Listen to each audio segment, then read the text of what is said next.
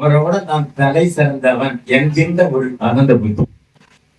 இது இந்த காலத்துல நிறைய பேருக்கு இருக்கும். நாங்க இந்த புத்தி எல்லாம் விட்டுட்டோம். எல்லாம் எங்களை விட்டு போயிடுச்சு. ஏன்னு சொன்னா ஆவியானவர் வந்த போது அதெல்லாம் இருக்க முடியாது.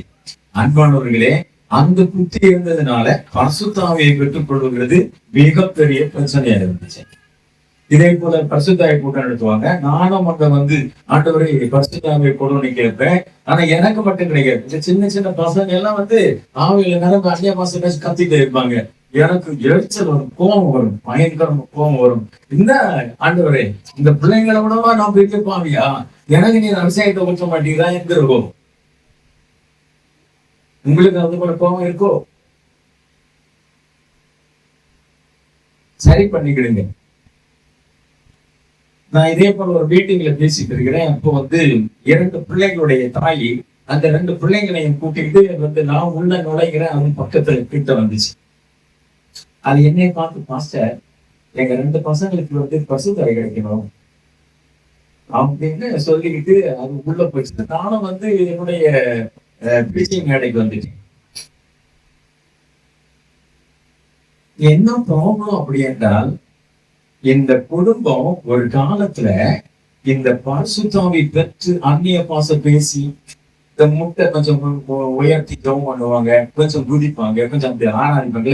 இவங்களை பார்த்து அப்பமா பேசுறவங்க, அப்பமா நினைச்சவங்க, அவங்கள அப்பமா நடத்துறவங்க. இப்ப இது ஒரு மகா பெரிய பிரச்சனை. இந்த மாதிரி இருந்ததுனால அவங்க மேல பரிசுத்த ஆவியானவர் இறக்குவது பிரச்சனை ஆயிடுச்சு.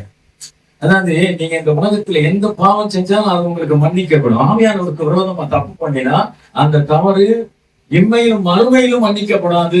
அப்படிதான் இருக்குது. ஒருவேளை நான் டீச் பண்ணும்போது எப்படி பண்ணுவேன் என்றால், அறியாம உள்ள காலம், அறிஞ்ச காலம்னு 2 பகுதியை பிரிச்சு, அறியாம உள்ள காலத்துல நீங்க பரிசுத்த ஆவியானவருக்கு விரோதமா பாவம் செஞ்சிருந்தா கூட அந்த பாவத்தை குறித்து கர்த்தரிடத்துல நீங்க சொல்லி அழுது அழிக்க பண்ணுங்க. கண்டிப்பா உங்களுக்கு ஆண்டவர் பரிசுத்த ஆவியை தருவார் தைரியம் ஊட்டும் வார்த்தையாயும் நான் பேசுவேன். ஆண்டவரும் அதை ஏற்றுக்கொள்வார். ஏன்னா அந்த அறியாம உள்ள காலத்துல தெரியாதனமா நான் பண்ணிட்டேன். ஆண்டவரே, உமக்கு விரோதமாக பண்ணினது மட்டும் அல்ல, ஆவியானவருக்கு விரோதமா இப்படிப்பட்ட அக்கிரமத்தை நான் பண்ணிட்டேன். தெரியாதனமா நான் மத்தவங்களை அற்பமா நினைச்சிட்டேன். அப்படி என்று அதுதான் போதும், உங்களுக்கு ஆண்டவர் பரிசுத்த ஆவியை தருவார் என்று சொல்லுகிறதை யாரெல்லாம் ஏற்றுக்கிட்டாங்களோ அவங்களுக்கு எல்லாம் ஆண்டவர் பரிசுத்த ஆவியின் அபிஷேகத்தை கொடுப்பார். ஆமென் சொல்லுவோமே. உங்ககிட்ட இதே மாதிரி ஏதாவது இருக்கா? இல்ல இதுக்கு முன்னாடி ஏதோ பண்ணினீங்களா?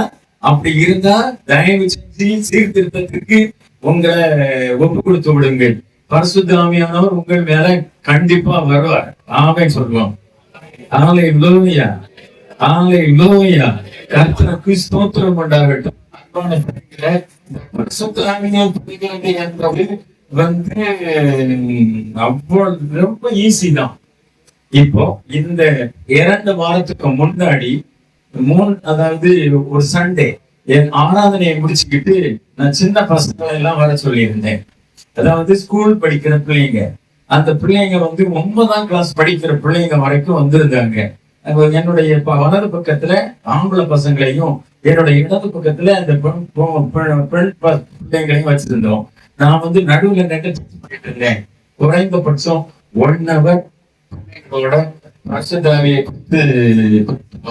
ஆண்டவருடைய ஆவியானவர் பிள்ளைங்க மத்தியில பலத்த கிரியை செஞ்சார். எனக்கு ஆச்சரியமா இருந்துச்சு. சரி, இங்க கவனிங்க. மைக்கிள் நட்ட கூட பரவாயில்ல. இப்ப இனி எனக்கு இங்க ஒண்ணுமே நான் கவனிக்க மாட்டேன். இந்த மியூசிக்கை தொடக்கூடாது, யாருமே தொடக்கூடாது. அது எல்லாத்தையும் இப்போ நான் பேசுறதுல இருந்து யார கட்டியாச்சு. அல்லேலூயா சொல்லுங்களேன். இப்ப இந்த பிள்ளைங்க மத்தியில இப்போ 1 hour பேசினேன். பேசிட்டு இருக்கும்போது நல்லாவே கவனிங்க. இந்த பிள்ளைங்க மத்தியில பேசும்போது அந்த பிள்ளைங்க, சின்ன பிள்ளைங்க பண்ற தப்பு, அதாவது ஸ்கூல் படிக்கிற பிள்ளைங்க பண்ற தப்பு ஒரு சிலதை அவங்க கிட்ட சொல்லி அவங்கள கை தூக்க சொல்லியிருந்தேன். அப்ப அந்த பிள்ளைங்க மனப்பூர்வமா அவங்க பண்ற தப்ப அவங்ககிட்ட நான் கேட்க அவங்க கை தூக்கினாங்க. ஒரே ஒரு தப்பு கேட்டேன் பஸ்ல, பொய் சொல்றது யாரு அப்படின்னு. அந்த பொய் சொல்றது யாருன்னு கேட்ட உடனே ஒரு 6-7 பசங்க கை தூக்கி காட்டினானுங்க. ஆம்பளை பசங்களை காட்டினாங்க, பொம்பளை பிள்ளைங்களும் காட்டினாங்க. அப்புறம் எனக்குள்ள ஒரு சின்ன பயம் வந்துச்சு. ஏன்னா இப்போ சபை நடத்துறதுல சாதா விஷயம் கிடையாது. அதனால எனக்கு என்ன பயம் வந்துச்சுன்னு சொன்னா, இந்த பிள்ளைங்க போய் நாங்க பாவம் செஞ்சேன்னு சொல்லி எங்களை கை தூக்க பாசன்னு சொன்னாரு. அப்படி ஏதோ பெற்றோர்கிட்ட போய் அவங்க ஏதோ சடை வந்துருவாங்களோ அப்படிங்கிற ஒரு பயம் வந்துச்சு. அப்படி கூட இருக்குது பாஸ்டர், உங்களுக்கு தெரியாது. அந்த சின்ன பயம் வந்ததுனால அப்புறம் ஒண்ணு மட்டும் கேட்டேன். அந்த பிள்ளைங்க கை தூக்குனாங்க. 2வது பாவத்தை சொல்றேன், 3வது பாவத்தை சொல்றேன், 4வது பாவம் சொல்றேன். எல்லா பிள்ளைங்கள்ட்டையும் கை தூக்க சொல்லல. ஆனா அந்த பிள்ளைங்க நான் சொல்ல என்ன நடந்துச்சுன்னே தெரியல. பிள்ளைங்க கை தூக்கிட்டே இருந்தாங்க. இந்த பாவம் நாங்க செய்கிறோம், இந்த பாவத்தை நாங்க செய்கிறோம். மத்தவங்களை காட்டி கொடுக்கிறது, அதாவது தப்பு இவங்க பண்ணிட்டு இவங்களை மறைக்கிறது, மத்த பிள்ளைங்களை காட்டி கொடுக்கிற வேலை இருக்குல்ல, அதை எவன் எல்லாம் பண்றான்னு கேட்டா அதுக்கு கை கொடுக்குறாங்க. இப்படி ஒவ்வொரு காரியத்துக்கு அவங்க கிட்ட அந்த கை தூக்க சொல்லாமலே அவங்க கை தூக்கி அவங்களுடைய பாவத்தை ஒத்துக்கிட்டாங்க. பல காரியத்தை இனிமையா அவங்களோட பேசிக்கிட்டு இருந்தேன். 1 hour பேசுறேன் பாருங்க. ஒரு பிள்ளை கூட கண் அசைக்கவே இல்லை. நான் லெப்ட் ரைட் பார்த்துட்டு இருக்கிறேன். அவங்க அப்படியே அவங்களுடைய வார்த்தையை கேட்டுட்டு இருந்தாங்க. எனக்கு ஆச்சரியமா போச்சு. 20 நிமிடங்கள் அந்த பிள்ளைங்களுக்காக பரிசுத்தாவிக்காக ஜெபம் பண்றோம். இப்ப குட்டி பசங்க எல்லாம் இருக்கிறாங்க.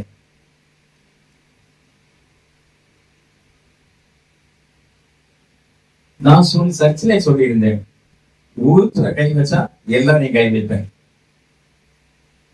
யாரையும் கை வைக்கவில்லை என்றால் அப்புறம் யாருக்கும் கை வைக்கிற வேலையே வராது.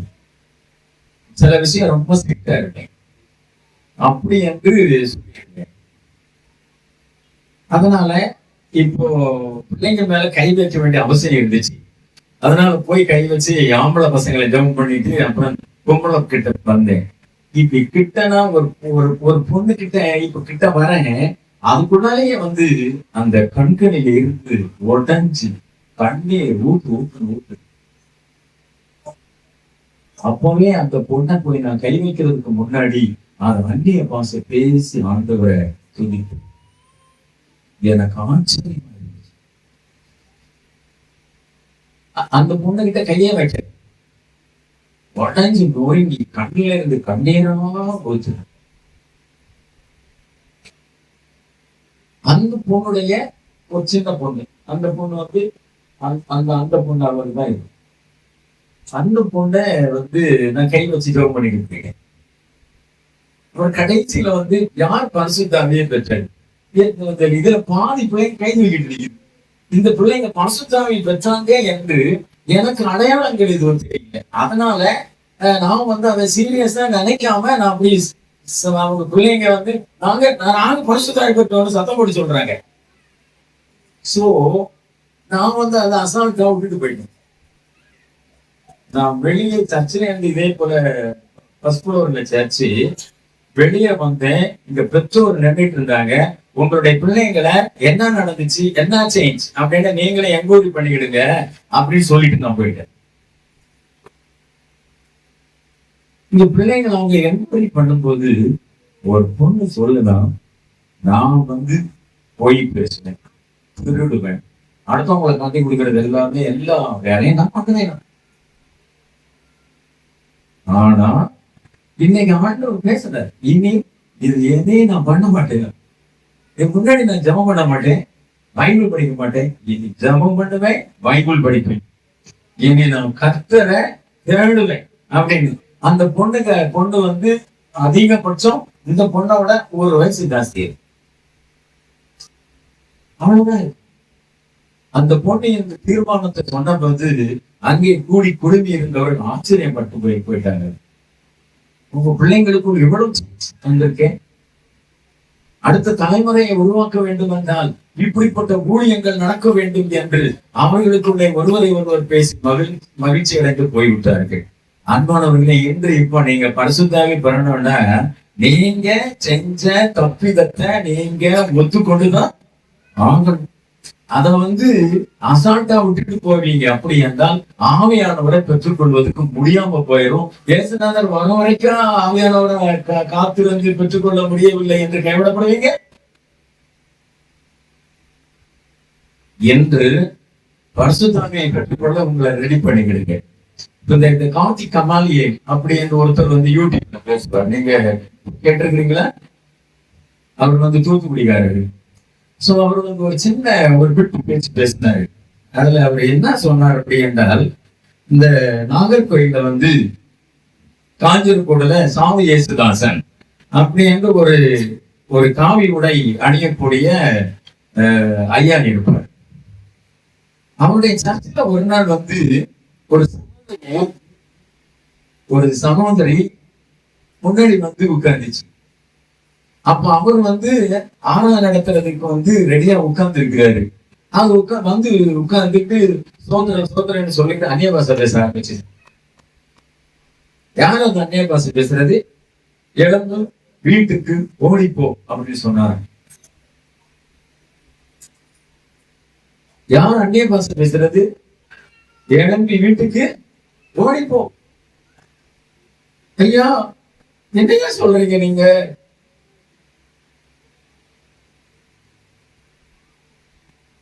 ஆமாமா, நீ உன் வீட்டுல சர்ச்சுக்கு வரும்போது பக்கத்து வீட்டுக்காரங்களுடைய தென்னை மரத்து மட்டையை தூக்கி உன்னுடைய காம்பவுண்டில் போட்டு வந்தல்ல, இங்க அந்நிய பாஷை பேசுற, ஓடிப்போ வீட்டுக்கு சொல்லிட்டார. நடந்த விஷயம். அதனால பிரசங்கத்தில் கேட்டிருப்பார் கார்த்திக் கமாலியே, நான் இன்னைக்கு காலையில இந்த ஒரு சின்ன விட்டு பார்க்க வேண்டிய வந்துச்சு. இதுதான் உள்ள இருக்குன்னு எனக்கு தெரியாது. ஆனா ஐயா நீ இங்க இருக்காத, ஓடிப்போ. அதனுடைய அர்த்தம் என்ன? முதல்ல வீட்டுக்கு போய் அந்த பக்கத்து வீட்டுக்காரனுடைய தென்னை மர மட்டையை தூக்கி அவன் காம்பவுண்ட்ல போட்டுட்டு இங்க தனியா பாச பேசு. நீ செய்யாத தப்பெல்லாம் பண்ணிட்டு அந்நிய பாச பேசி சமாளிச்சிருக்கியா? இன்னைக்கு நிலைமை இதுதான். இந்த நிலைமை இந்த சர்ச்சில் இருக்குது. ரொம்ப கேர்லெஸ், ரொம்ப தூய வாழ்க்கை இல்லாம இந்த நிலை சபைக்கு ஆபத்து அப்படின்னு நாங்க சொல்லுவோம். இன்றைக்கு இந்த காலை நேரம் நீங்க ஆண்டவருடைய சமூகத்துக்கு கேட்கிறீங்க, உங்க எல்லா தப்பையும் புரிஞ்சுக்கிடுங்க, எல்லா தவறுகளையும் புரிந்து விடுங்க. நீங்க புரிஞ்சுக்க நீங்க பரிசுத்தாவியை பெறுவீங்க. இல்லையே பரிசுத்தாவியை பெற்றுக்கொள்ள முடியாமல் நீங்க பாதிக்கப்படுவீங்க.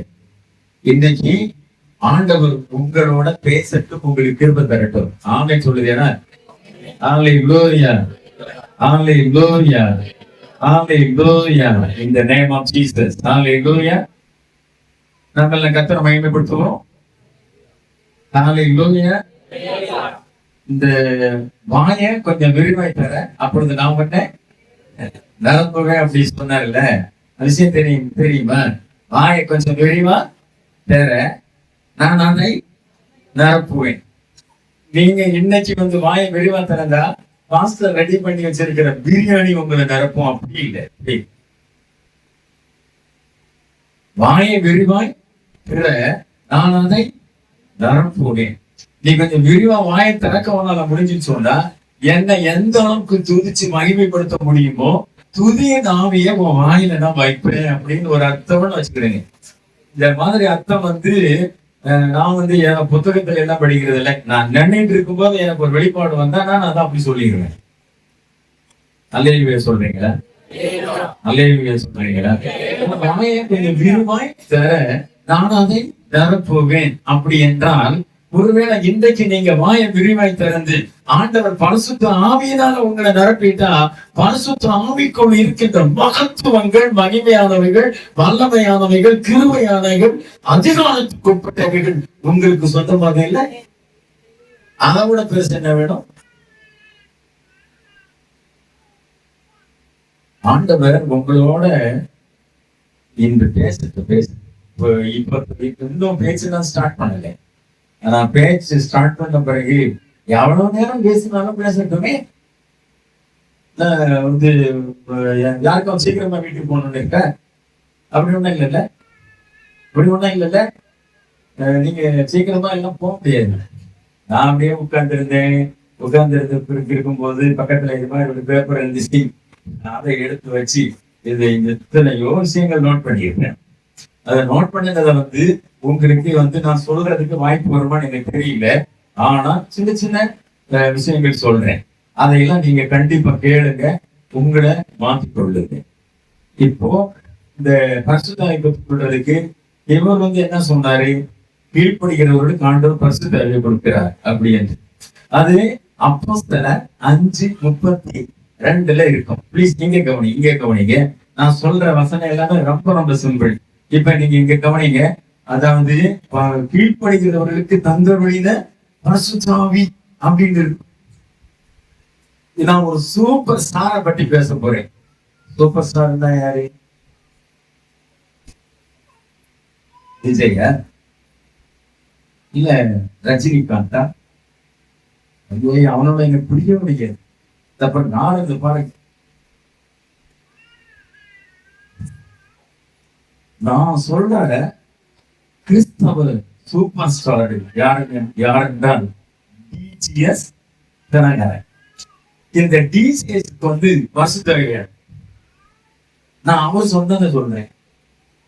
இது ஒன்றும் டூப்பு கிடையாது. அவர் சொன்னதை நான் சொல்றேன். அவர் பரிசுத்தாவி வேணும்னா பரிசுத்தாவிக்காக போய் காத்திருந்தாராம். எனக்கு பரிசுத்தாவியை கூட ஆண்டவரே அப்படின்னு சொல்லி தாகத்தோட காத்திருந்தாராம். அப்போ அவர் கண்ண மூடி ஜெபம் பண்ணிட்டு இருக்கும்போது ஒரு பேனாம்பூடி என்னது பேனாம்பூடி. இப்பதான் பேனா வகை வகையா இருக்குது. எழுதிட்டு இருக்கும் போதே புரிஞ்சுக்கல அவளுக்கு. ஆனா முந்தைய காலத்துல அந்த பவுண்டன் பேனான்னு சொல்லிட்டு ஒரு பேனா உண்டுங்க. அந்த பேனா மினுமின்னு இருக்கும் அதனுடைய மூடி. அப்படித்தானே நம்ம எல்லாம் எக்ஸாம் எழுதுன காலத்துல அந்த பேனா வச்சுதான் எழுதுவோம் இல்லையா? இப்ப ஒரு பேனாம்பொடி வந்திருக்குது. அப்ப இவர் கேக்குறாரா, ஆண்டவரே நான் பரிசுத்தாவியில கேக்குறேன், இப்ப பேனாம்பொடி இல்ல நிக்குது அப்படின்னு. அப்ப கர்த்தர் சொன்னாரா, அந்த பேனாம்பொடியை பற்றி கொஞ்சம் யோசியேன். அப்போ ஆண்டவர் சில வெளிப்பாடுகளை கொடுக்கிறாரு. அது என்ன வெளிப்பாடு? இவர் காலேஜில் படிக்கிற காலத்துல இவரோட ரூம்மேட்டா இருந்த இன்னொரு சகோதரன், அவன் ஒரு பவுண்டன் பேனா புதுசா வாங்கிட்டு வந்தாரு. அந்த பேனா வாங்கிட்டு படிச்சு இருந்துச்சு. இவர் யோசித்தாரு, என் பேனா அவனுடைய மூடி ரொம்ப காது போச்சு. அதனால இந்த மூடியை தூக்கி அவன் பேனா மூடியில போட்டு, அவன் பேனா மூடிய என் பேனாவில போட்டு தூக்கி போட்ட. அந்த மூடிதான் இப்ப நிக்குது.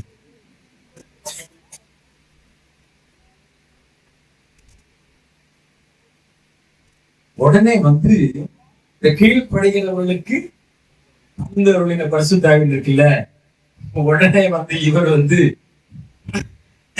எந்த சகோதரனுடைய பேனாம்பூடியை திருடினாரோ அந்த சகோதரனுக்கு லெட்டர் எழுதியிருக்கிறார். தம்பி, நம்ம 2 பேரும் ரூம்மேட்டா இருக்கும்போது உன் பேனாம்பூடி அழகா இருந்தது என்று சொல்லி நான் மனசுல கவனிச்சிக்கப்பட்டு உன் பேனாம்பூடியை திருடிட்டு என்னுடைய பேனாவில போட்டேன். என் மூடி கருகரன்னு இருந்துச்சு, அதை தூக்கி அந்த உன்னுடைய பேனாவில போட்டேன். அப்ப நீ பேனாம்பூடியை திருப்பி பார்த்துக்கிட்டு என்ன இவ்வளவு சீக்கிரமா இந்த பேனாம்பூடி கணக்கு போச்சு அப்படின்னு சொன்னேன். அப்ப உலகத்துல நம்ம நினைக்கிறது போல எல்லாரும் ஏமாத்துக்காரன் திருடர்கள் நான் சொன்னேன். நீ அதை சமாளிச்சுக்கிட்டு அப்புறம் என்ன விசாரிக்க விட்டால, அதை நான் இன்னைக்கு தவறு என்று உணர்கிறேன், என்னை மன்னிச்சுக்கோ அப்படின்னு இவர் லெட்டர் எழுதினார். அந்த காலத்துல அதிகமா லெட்டர் தாங்க எழுதுவாங்க இல்லையா? அப்படி லெட்டர் எழுதினாராம். அந்த லெட்டர் அந்த தம்பி கிட்ட போச்சு. அவர் இப்போ யோசனை பண்றாரு, இது என்னைக்கோ ஒரு நாள் எனக்கு சம்பவம், நம்ம அந்த தப்ப கூட நம்ம நினைக்கல, எதுக்கு தினகரன் எனக்கு இது மாதிரி லெட்டர் எழுதியிருக்காரு. உடனே அவர் ரிட்டர்ன் லெட்டர் எழுதினாரு, தம்பி என்கிட்ட இது மாதிரி மன்னிப்பு கேட்கிற சோழிய வச்சிருக்காது என்ன, நான் ஒன்ன குறிச்சு யாரும் தப்பு நினைக்கவே இல்ல. அது ஒரு இந்து சகோதரன், அவனுடைய பெருந்தன்மையை பாருங்க. அவன் பெருந்தன்மையா அன்றைக்கு அவர் எதையுமே கேட்காம சால்வ் பண்ணிட்டு போனார்ல, அது ஆண்டவருடைய சமூகத்தில் நினைவு கூறப்பட்டிருக்கிறது. ஆனா ஒரு கிறிஸ்தவனா இருந்து இப்போ இந்த தப்பு துணிகரமா பண்ணினதுனால இப்ப பரிசுத்தாவி பெற்றுக்கொள்ள தடையா போச்சு.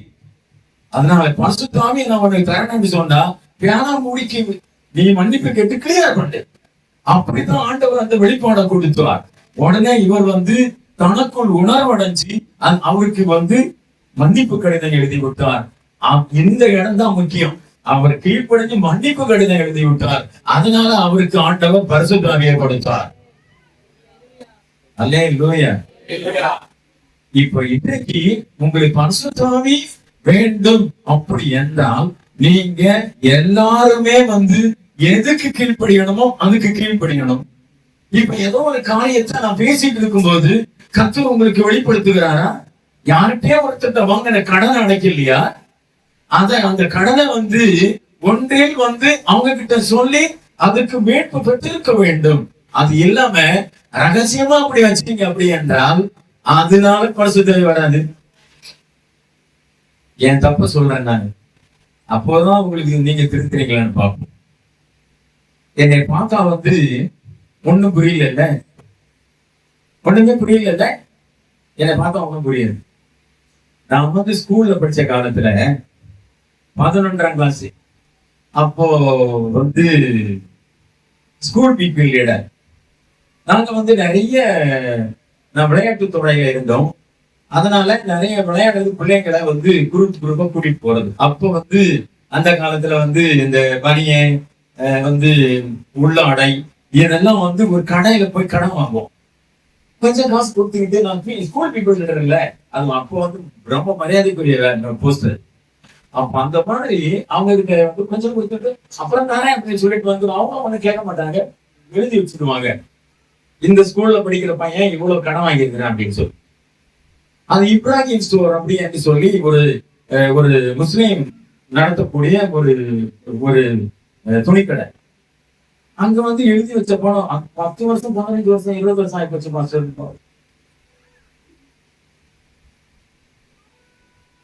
சொல்றேன் கவனிங்க. அப்புறம் ஆவியானவர் ஜெபம் பண்ணிட்டு இருக்கும் போது நான் இதே போல சர்ச்சில் ஃப்ரண்ட்ல இது போல அங்க ஒரு டேபிள் இருந்துச்சு. அதுக்கு ஃப்ரண்ட்ல இருக்கிறேன். காணிக்கை பக்கத்துல இருக்குது. அங்கே ஒரு பாயை போட்டு ஜெபம் பண்ணிட்டு இருக்கிறேன். இயேசுவே என்னை ஆசீர்வதி. உண்மையா நடந்த சம்பவம் பாஸ்டர். என்னை ஆசீர்வதியும் என்னை ஆசீர்வதியும். ஏன்னா சபையிலேயும் ஒன்றும் கிடையாது. கஞ்சி முடிச்ச வழியிலேன்னு சொல்ற போல உள்ள ஒரு சில கஷ்டங்கள். இந்த மாதிரி நம்ம இந்த வாலிப நாட்கள்ல நம்ம கொண்டு செய்ய வேண்டிய நிறைய விஷயம் இருக்கு. எனக்கு அப்பா அம்மா எல்லாம் இருந்தாங்க. எனக்கு 2 சகோதரிங்க இருந்தாங்க. எனக்கு 4 அண்ணன்மார் இருந்தாங்க. நாங்க ஃபேமிலியில 7 பேரு. நான் கடைசி. அந்த சகோதரிகளிலே நான் கடைசி. எனக்கு சின்னது 2 சகோதரிங்க. இவங்களுக்கு எல்லாம் ஒரு சில விஷயங்கள் நான் சின்ன பையன் ஆனதுனால எனக்கு சில பொறுப்புகள் இருந்துச்சு. எனக்கு பெரியவங்க எல்லாம் கல்யாணம் பண்ணி அவங்க செட்டில் ஆயிட்டாங்க. இப்ப நிறைய பாரம் எனக்கு இருந்துச்சு. நான் ஊழியத்துக்கு ஒப்பு கொடுத்து வந்துட்டேன். ஆனா இப்போ ஒரு ஒரு தத்திரமான ஒரு சூழ்நிலை. அதை போக்குறதுக்கு தான் நான் இங்க என்னை கொஞ்சம் ஆசீர்வதிங்க ஆண்டவரே. எனக்கு கிருபை கொடுங்க, வரம் கொடுங்க, வல்லமையை கொடுங்க, ஞானத்தை கொடுங்க, ஊழியத்தை கொடுங்க, வளர்ச்சியை கொடுங்க கேட்டு இருக்கிறேன். ஹலோ, முதல்ல நான் சொல்றதை கேளு அப்படின்னு ஆவியானவர் பேசுறாரு. அந்த இப்ராஹிம் ஸ்டோர் இருக்கு பத்தியா, அங்க போ, அங்க வச்சிருக்கிற கடன் அடைச்சுட்டு வா அப்படின்னு சொல்லி போட்டேன். நான் தான் சொல்றேன், அப்பா இயேசுவே, நான் இப்ராஹிம் ஸ்டோர்ல கடன் அடைக்கிறதுக்கு கொடுக்கலன்னு எத்தனை வருஷம் மன்னிப்பு கேட்டேன். நீ மன்னிப்பு கேட்டது இருக்கட்டும், முதல்ல போய் கடன் அடைச்சுதாப்போ. நான் திரும்பவும் சொல்றேன், உங்ககிட்ட நான் எத்தனை நாள் மன்னிப்பு கேட்டேன். கண்ணுல தானே கண்ணீர் ஊத்த உங்ககிட்ட மன்னிப்பு கேட்கல. இப்ப நான் இந்த வாலிப வயசுல அவங்க கிட்ட போய் நான் இந்த கடையில கடன் வாங்கிட்டு போய் உங்களுக்கு தரல, என் முகத்தை நான் எப்படி காட்டுறது? இப்ப நான் பாஸ்டர், அவங்க என்ன நினைப்பாங்க என்று நான் நியாயத்தெல்லாம் பேசி பாக்குறேன். ஆனா கர்த்தர் சொல்றாரு, ஹலோ, நீ நியாயம் எல்லாம் இங்க பேசிட்டு இருக்காத, எழும்பி இப்ராஹிம் ஸ்டோருக்கு போ, அவனுக்கு கொடுக்க வேண்டிய பணத்தை கொடுத்துடு அப்படின்னு சொல்றாரு. என்னால பேலன்ஸ் பண்ண முடியல. சரி அதையோட விடுறாரா? இந்த விவிடி வந்து எண்ணெய் இருக்கு பாத்தீங்களா, ஒரு 200 மில்லி எண்ணெய் ஒரு கடையில. நான் தனியா இருந்தேன், வீட்டோட கான்டாக்ட் இல்லாம இருந்தேன், அதனால ஒரு எண்ணெய் தேய்க்கிறதுலாம் வாங்கினது. இப்போ கர்த்தர் சொல்லுகிற அந்த எண்ணெய்க்கு நீ பைசா கொடுக்கல, அதுவும் அந்த கடையில கொண்டு போய் கொடு. ஆனா இயேசுவே, இதுக்கு இல்லன்னு தானே அப்போ நான் உங்ககிட்ட மன்னிப்பு கேட்டேன். இப்போ அந்த கடையில போய் வந்து, அது மைய கடை, அவங்க எல்லாம் ரொம்ப தெரிஞ்சவங்க, அவங்க கிட்ட போய் இப்ப இந்த கதையெல்லாம் சொன்னா என்ன ஆகும் இயேசுவே? எனக்கு பயங்கர பிரச்சனை, நான் ரொம்ப உடஞ்சி நொறுங்கி இருந்தேன். அப்படியே இருந்தா இன்னொன்னு சொல்றாரு, அந்த அந்த பனிக்கத்தி அப்படின்னு சொல்லிட்டு, அந்த கேரளாவில ஒரு பனிக்கத்தி சொல்லுவாங்கல்ல, அது மாதிரி ஒரு அவங்க இட்லி விற்பாங்க. ஒரு நாள் போய் இட்லி சாப்பிட்டு காசு தரேன் பனிக்கத்தி அவர்களே அப்படின்னு சொல்லிட்டு வந்து, அந்த காசை கொடுக்கறதுல அதே கொண்டு கொடுத்து போய்விட்டாரு. அது கொஞ்சம் மேல இட்லி கடை, கீழே இறங்குனா இங்க மளிகை கடை. ஆண்டவர் சொல்றாரு, எல்லாத்தையும் போய் கொடுத்துட்டு வாப்போ. நான் சொல்றேன், அப்போ காசு எவ்வளவுன்னே தெரியலையே. வருஷத்துக்கு வருஷம் ஒவ்வொன்றுக்கும் ரேட் வித்தியாசமானது என்னன்னே தெரியும். இப்ப என்ன பண்றது? நீ போனி உட்கார்ந்து இருக்காத, என்னை ஆசீர்வதி கேட்கிறல்ல, நான் உன்னை ஆசீர்வதிக்கிறேன். எழும்பு, புறப்பட்டு போ இப்ராஹிம் ஸ்டோருக்கு, அங்கிருந்து நேரா வா மளிகை கடைக்கு, மளிகை கடையில இருந்து நேரா போ பனிக்கத்தி கடைக்கு அப்படின்னு சொல்லிட்டு. என்னால சமாளிக்க எவ்வளவு முடியுமோ சமாளிச்சு பார்த்தேன். கடைசி கட்டமா எழும்பு, கத்தர் விட்ட படம் இல்லை, எழும்புன. என்னுடைய கால் வந்து அன்னை மான் கால் போல இருந்துச்சு. 1.5 கிலோமீட்டர் தூரம் விருன்னு ஓடி, அது இதே நாளுதான் வெள்ளிக்கிழமை. அவங்க நமாஸ்க்கு போயிருந்தாங்க. கடையில வந்து அந்த ஒரிஜினல் ஓனர் இல்ல, அங்க ஒரு அசிஸ்டன்ட் இருந்தாரு. அவர்கிட்ட சொன்னேன், என்னை யாருன்னு சொன்னேன், இந்த மாதிரி ஒரு கடை வச்சிருந்தேன், அந்த கடனை ஞாபகத்தின்படி இருக்கிறது திரும்ப தருகிறேன், அதை நீங்க நோட் பண்ணி ஓனர் வந்தா சொல்லிருங்க என்று அவங்க கிட்ட சாரி சொல்லிட்டு வெளியே வந்தேன். நேரா பனிக்கத்தி கடையில போனேன். அவங்களுக்கு 4 இட்லியினுடைய காசை கொடுத்தேன். அங்கிருந்து நேரா மளிகை கடைக்கு வந்தேன். மளிகை கடையில டிவிடி என்னைக்கு எவ்வளவு காசு நீ கேட்டு அதையும் கொடுத்து, இப்ப இதுக்கு முன்னாடி வாங்கினது அது வந்து உங்களுக்கு நான் தராம ஒரு ஏமாற்றம் ஆயிடுச்சு, சாரி என்னை மன்னிச்சிருங்கன்னு சொல்லி கொடுத்துட்டு வந்தேன். திரும்ப சர்ச்சில் வந்து அந்த பாய் போட்ட பாய் அங்கதான் கிடக்குது. எழுப்பி ஓனர்ல செய்யறேன், வந்து உட்கார்ந்து ஆண்டவரே என்னை ஆசீர்வதி. அப்ப எனக்கு வந்து பரிசுத்தம் இருக்கு, அப்ப எனக்கு பரிசுத்தம் இருக்குது. சச்சரவுகளில் இருக்கிற பாஸ்டர்மார்கள்ல அந்நிய பாச பேசுறதுல நான் தான் வந்து பெரிய சூப்பர் ஸ்டார். அந்த பரிசுத்தம் இருக்குது. நான் இப்போ வந்து அதையும் தாண்டி இப்ப ஆசீர்வாதத்தை கேட்கிறேன். அப்போ சொல்றாரு, போனி கொடுத்துடுவா, கடனை எல்லாம் கொடுத்துடுவா. அப்படி என்று என்னை அனுப்பி வச்சு கடனை கொடுக்க வச்சு அப்புறம் என்னை ஆசீர்வதித்தார். இந்த ஆசீர்வாதத்தினுடைய ஒரு நிறைவை சொல்றேன். நான் வந்து இப்ப வாழ்ற வீட உங்க பாசத்தை கேள்வி. அந்த வீட்டுல 6 அறைகள் இருக்கும். அவர் வீட்டுல, எங்க வீட்டுல வந்து எங்க காலில் வந்து உட்கார்ந்து இருக்கிறாரு. ஒரு நாள் நான் உடல்நிலை சரியில்லாத போது இவங்க பார்க்க வந்தாங்க.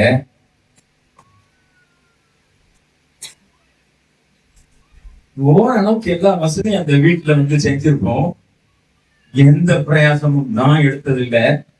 என் ஆண்டவர் அன்னைக்கு நீ போய் கடன் அடைச்சிட்டு வா, நான் அவன் ஆசீர்வதிக்கிறேன்னு சொன்னார்ல, அண்ணல இருந்து மாஸ்டர் உண்மையா சொல்றேன், ஆசீர்வாதம் எப்படி பின்தொடர்ந்து வருகிறது தெரியும். என்னுடைய பிரயாசம் கொஞ்சமா இருக்கும், சில நேரம் வருமானம் கொஞ்சமா இருக்கும். ஆனா ஆண்டவர் கொடுக்கிறது அந்த கர்த்தரின் ஆசீர்வாதம் ஐஸ்வர்யத்தை தரும் அப்படின்னு இருக்குல்ல, அந்த மாதிரி ஒரு ஆசீர்வாதம். அது இன்னமும் என்னை விட்டு போகவே இல்லை, அது இன்னும் மத்தி போகவே இல்லை. அந்த ஆசீர்வாதம் தொடர்ந்து வந்து கொண்டே இருக்கிறது. இங்கே வந்திருக்கிற அருமையானவர்களே, அன்பானவர்களே, உங்களுக்கு மனத்தாழ்மையோடு கூட உங்க பாதம் பிடிச்சு கேட்கிறேன். உங்களை ஆண்டவர் என்னை ஆசீர்வதிக்கவும் செய்வாரு, அபிஷேகம் தரவும் செய்வாரு. நீங்க உங்க வாழ்க்கையில எதை நீங்க சீர்படுத்தணுமோ அதை சீர்படுத்தி சீர்பொருந்துங்க. கர்த்தர் இன்று தன்னுடைய கிரியையை உங்களுக்கு நடத்திப்பான். நீங்க யார்கிட்ட பேசாம இருக்கிறீங்க? நீங்க யார்கிட்ட கோபமா இருக்கிறீங்க? நீங்க யார்கிட்ட சண்டை பழக்கங்கள்னால முகத்தை காட்டாம இருக்கிறீங்க? ஒருத்தர் பாசத்தோட அன்போட நீங்க பேசாம இருக்கிறீங்க. அப்படி இருந்தா உங்களுக்கு பரிசுத்தாவே கிடைக்காது, ஆசீர்வாதம் கிடைக்காது. அப்ப நீங்க நான் இப்ப என்ன பண்ணணும்? அந்த பகையை மாற்று.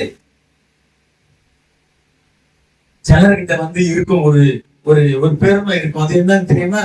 ஜாதி பெருமை, குலப்பெருமை, குடும்ப பெருமை. இந்த மாதிரி பெருமை பிடிச்ச உள்ளத்துல ஆவியானவர் எப்படி வருவாரு? இன்றைக்கு அதுக்காக மனஸ்தாபப்படணும், வருத்தப்படணும், அதையெல்லாம் அறிக்கை பண்ணி விட்டுறணும். அன்பான பிள்ளைங்களை அதையெல்லாம் விட்டுக்கிட்டு எனக்கு ஆவியத்தை பரிசுத்தரிட்டாருங்கப்பா அப்படின்னு கேட்டா ஆவியானவர் உங்க மேல வருவாரு. கீழ்ப்படுகிறவர்களுக்கு அவர் பரிசுத்த ஆவியை தருகிறார். இன்றைக்கு கீழ்ப்படிதல் வருமா? நான் பேசுறேன் எல்லாத்தையும். நான் பகையை மாத்திக்கிறேன், நான் கோபத்தை மாத்திக்கிறேன். இந்த மருமகள்கள் அப்படின்ற எந்த ஸ்தானத்துல யாரெல்லாம் இருக்கிறீங்க? மருமகள். மாமியார் குடையுதோ, அப்போ நீங்க என்ன பண்றீங்க?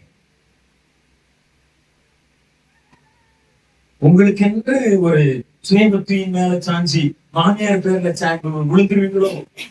சீரி பாய்ச்சி. இது ஒரு சனியன்கிட்ட சேர்ந்தனே, அது சனியம் கிடையாது. உன்னை தொப்புரமாக்குறதுக்கு ஆண்டவர் தந்த மாமியார், உன்னை பரிசுத்தமாக்குறதுக்கு கர்த்தர் தந்த மாமியார். அதை குறிச்சு இதுவரைக்கும் ஏதாவது கொண்டாடுனீங்களா? தாமஸ் ராஜ் பாஸ்டர் சாகிறதுக்கு முன்னாடி ஒரு பிரசங்கத்துல ஒரு சம்பவத்தை சொல்லியிருந்தார். ப்ளீஸ் கேளுங்க. அந்த சம்பவத்துல என்ன வருது அப்படி என்றால், மாமியார் மருமக பயங்கரமான சண்டை, அவங்களுக்குள்ள குழப்பம். அதாவது மாமியார் மருமகளை வறுத்தெடுக்கும். எப்படி எப்படி எப்படி சொல்லுங்க அந்த வார்த்தை? வறுத்து. இது பயங்கர மாமியார். இந்த மாமியாரால இந்த மருமக ரொம்ப கஷ்டப்பட்டு மனசு உடஞ்சி இந்த மாமியார அவ்வளவு நிறுத்தி அரிசிக்கு இந்த கல்லு குருளை கல்லு பொறுத்தவங்கல்ல, அது மாதிரி அப்படி இது நல்ல சுத்தம் பண்ணி குருளைக்கல்லை பரட்டிட்டு திடீர்னு யோசிக்கணும், என் மாமிதான் எனக்கு இவ்வளவு என்னை வருத்தப்படுத்தி என்னை எவ்வளவு டார்ச்சர் பண்ணிட்டாங்க. அவங்க இந்த கல்லை சாப்பிட்டா என்னவான்னு சொல்லிட்டு அந்த பொருள்களை எல்லாத்துல சோழல போட்டு வச்சு. இது உண்மை சம்பவம். சபைகள்ல நடக்கிறத பாருங்க. இந்த அம்மா இது மாதிரி சோறு செஞ்சு மாமியாருக்கு கொடுக்கும். என் மருமகதான் கல்ல போட்டு வேக வைக்கிறான்னு சொல்லி மாமியாருக்கு அது தெரியாது. ஆனா கர்த்தருக்கு தெரியும். இதுக்கு கிட்னியில கல்லு ஃபார்ம் ஆச்சு. சம்பவம் முழுசும் ஜெபம் பண்றாங்க, சுகமாக மாட்டேங்குது. நோயாளி ஜெபம் பண்றாங்க, சுகமாக மாட்டேங்குது. வைத்தியர்கிட்ட போறாங்க, சுகமாக மாட்டேங்குது. அப்போ தாமஸ் ராஜ் ஐயா அவர்களும் ஜெபம் பண்றாங்க, சுகம் மாட்டேங்குது. குடும்பம் ஜெபம் பண்ணுது, சுகமாக மாட்டேங்குது. ஒரு நாள் அவர் மனசுல யோசிச்சுக்கிட்டு இந்த சகோதரி கிட்ட நம்ம போவோம், அவங்க கிட்ட போய் சில விஷயத்த பேசுவோம், என்னன்னு புரிஞ்சுக்கிடுவோம் அப்படி என்று நேரம் புறப்பட்டு போனாங்க. அந்த வீட்டுல போய் இந்த சகோதரிய சந்திச்சு, சிஸ்டர் கோபுட மாட்டீங்களா? அவர் அப்படிதான் பேசுவார். கோபுட மாட்டீங்களா சிஸ்டர்? இல்ல பாஸ்டர் கோபப்படல, நான் உங்ககிட்ட ஒரு விஷயம் பேசணும் அப்படின்ட்டு இவர் சொன்னார். சொல்லிட்டு, அம்மா நான் உனக்காக ஜெபம் பண்ணேன், முழு சபை ஜெபம் பண்ணுது, நீ இவன் ஜெபம் பண்ற, எவ்வளவோ பேர் நாங்க ஜெபம் பண்றோம், உனக்கு கல்லு போகலையே, அதனால உனக்கு உண்டான ஏதாவது பகை, ஏதாவது கோபம், ஏதாவது எரிச்சல், ஏதாவது மன்னிக்கப்படாத காரியம் இருந்தா அதுக்காக நீ கொஞ்சம் மனஸ்தாபப்படலாம் இல்லம்மா, நீ கொஞ்சம் ஆண்டவர் கொண்டு ஒப்பு கொடுக்கலாம் இல்ல அப்படி என்று பாஸ்டர் சொன்னார். அது அப்படியே பார்த்து, ப்ளீஸ் சிஸ்டர் கொஞ்சம் ஆண்டவருக்கு உங்களை நீங்க ஒப்பு கொடுத்து ஜெபம் பண்ணல அப்படின்னு சொன்னான். சரி பாஸ்டர் நான் ஜெபம் பண்றேன், எனக்காக நீங்க ஜெபம் பண்ணுங்க அப்படின்னு சொல்லிச்சிட்டேன். உடனே இவர் கண்ணபடி ஜெபம் பண்ண ஆரம்பிச்சாரு. அந்த சகோதரி உடஞ்சி நொறுங்கி தேம்பி தேம்பி தேம்பி அழுதுகிட்டே, ஆண்டவரே என்னை மன்னியும், என் மாமியாருக்கு விரோதமா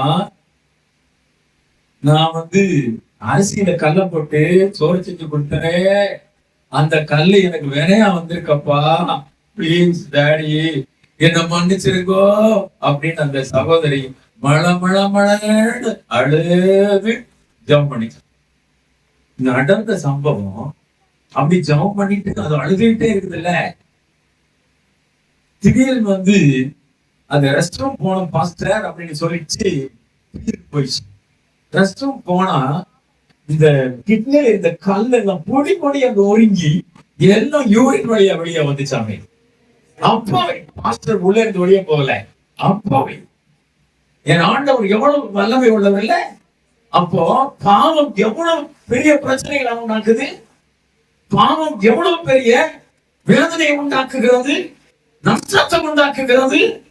இன்றைக்கு இப்பொழுது நாமும் கூட உணர்ந்து உணர்ச்சி, நான் தான் அந்த ஆளு, என்னை மன்னிச்சிருங்க டாடி அப்படி என்று நான் மன்னிப்பு கேட்போம் என்றால், இன்னையிலிருந்து உங்க வாழ்க்கையில மாற்றங்கள் பல. ஏதாவது தீராத வியாதி இருந்தா அதுவும் உங்களை விட்டு விலகி போகும், சாபம் இருந்தா விலகி போகும், சத்துரு உங்களுடைய வீட்டை சுத்திலும் உங்களுக்கு அலக்கழிப்பு உண்டாக்கி கொண்டிருந்தால் அதுவும் விலகி போகும். கர்த்தர் உங்களை ஆசீர்வதிக்கவே ஆசீர்வதிச்சு பெருகவே பெருக பண்ணுவார். ஆமென் சொல்லுதேடா.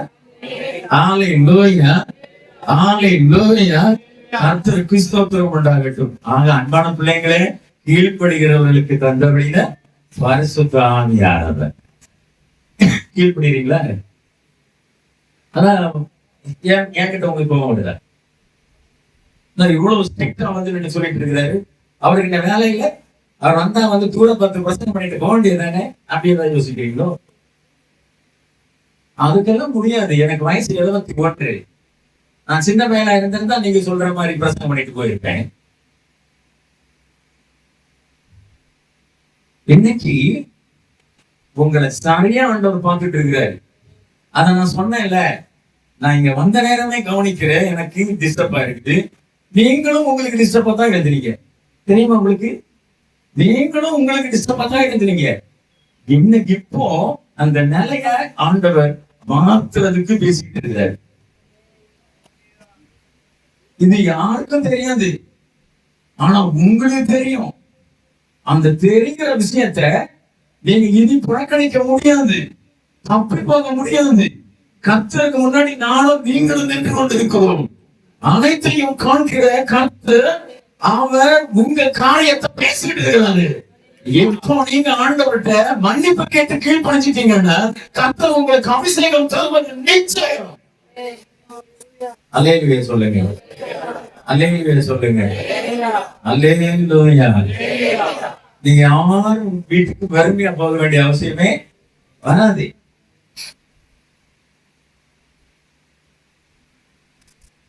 கீழ்ப்படுகிற மக்களுக்கு ஆண்டவர் வருஷத்துக்கு அறிவு கொடுத்தார். நீங்க கீழ்ப்படுகிற.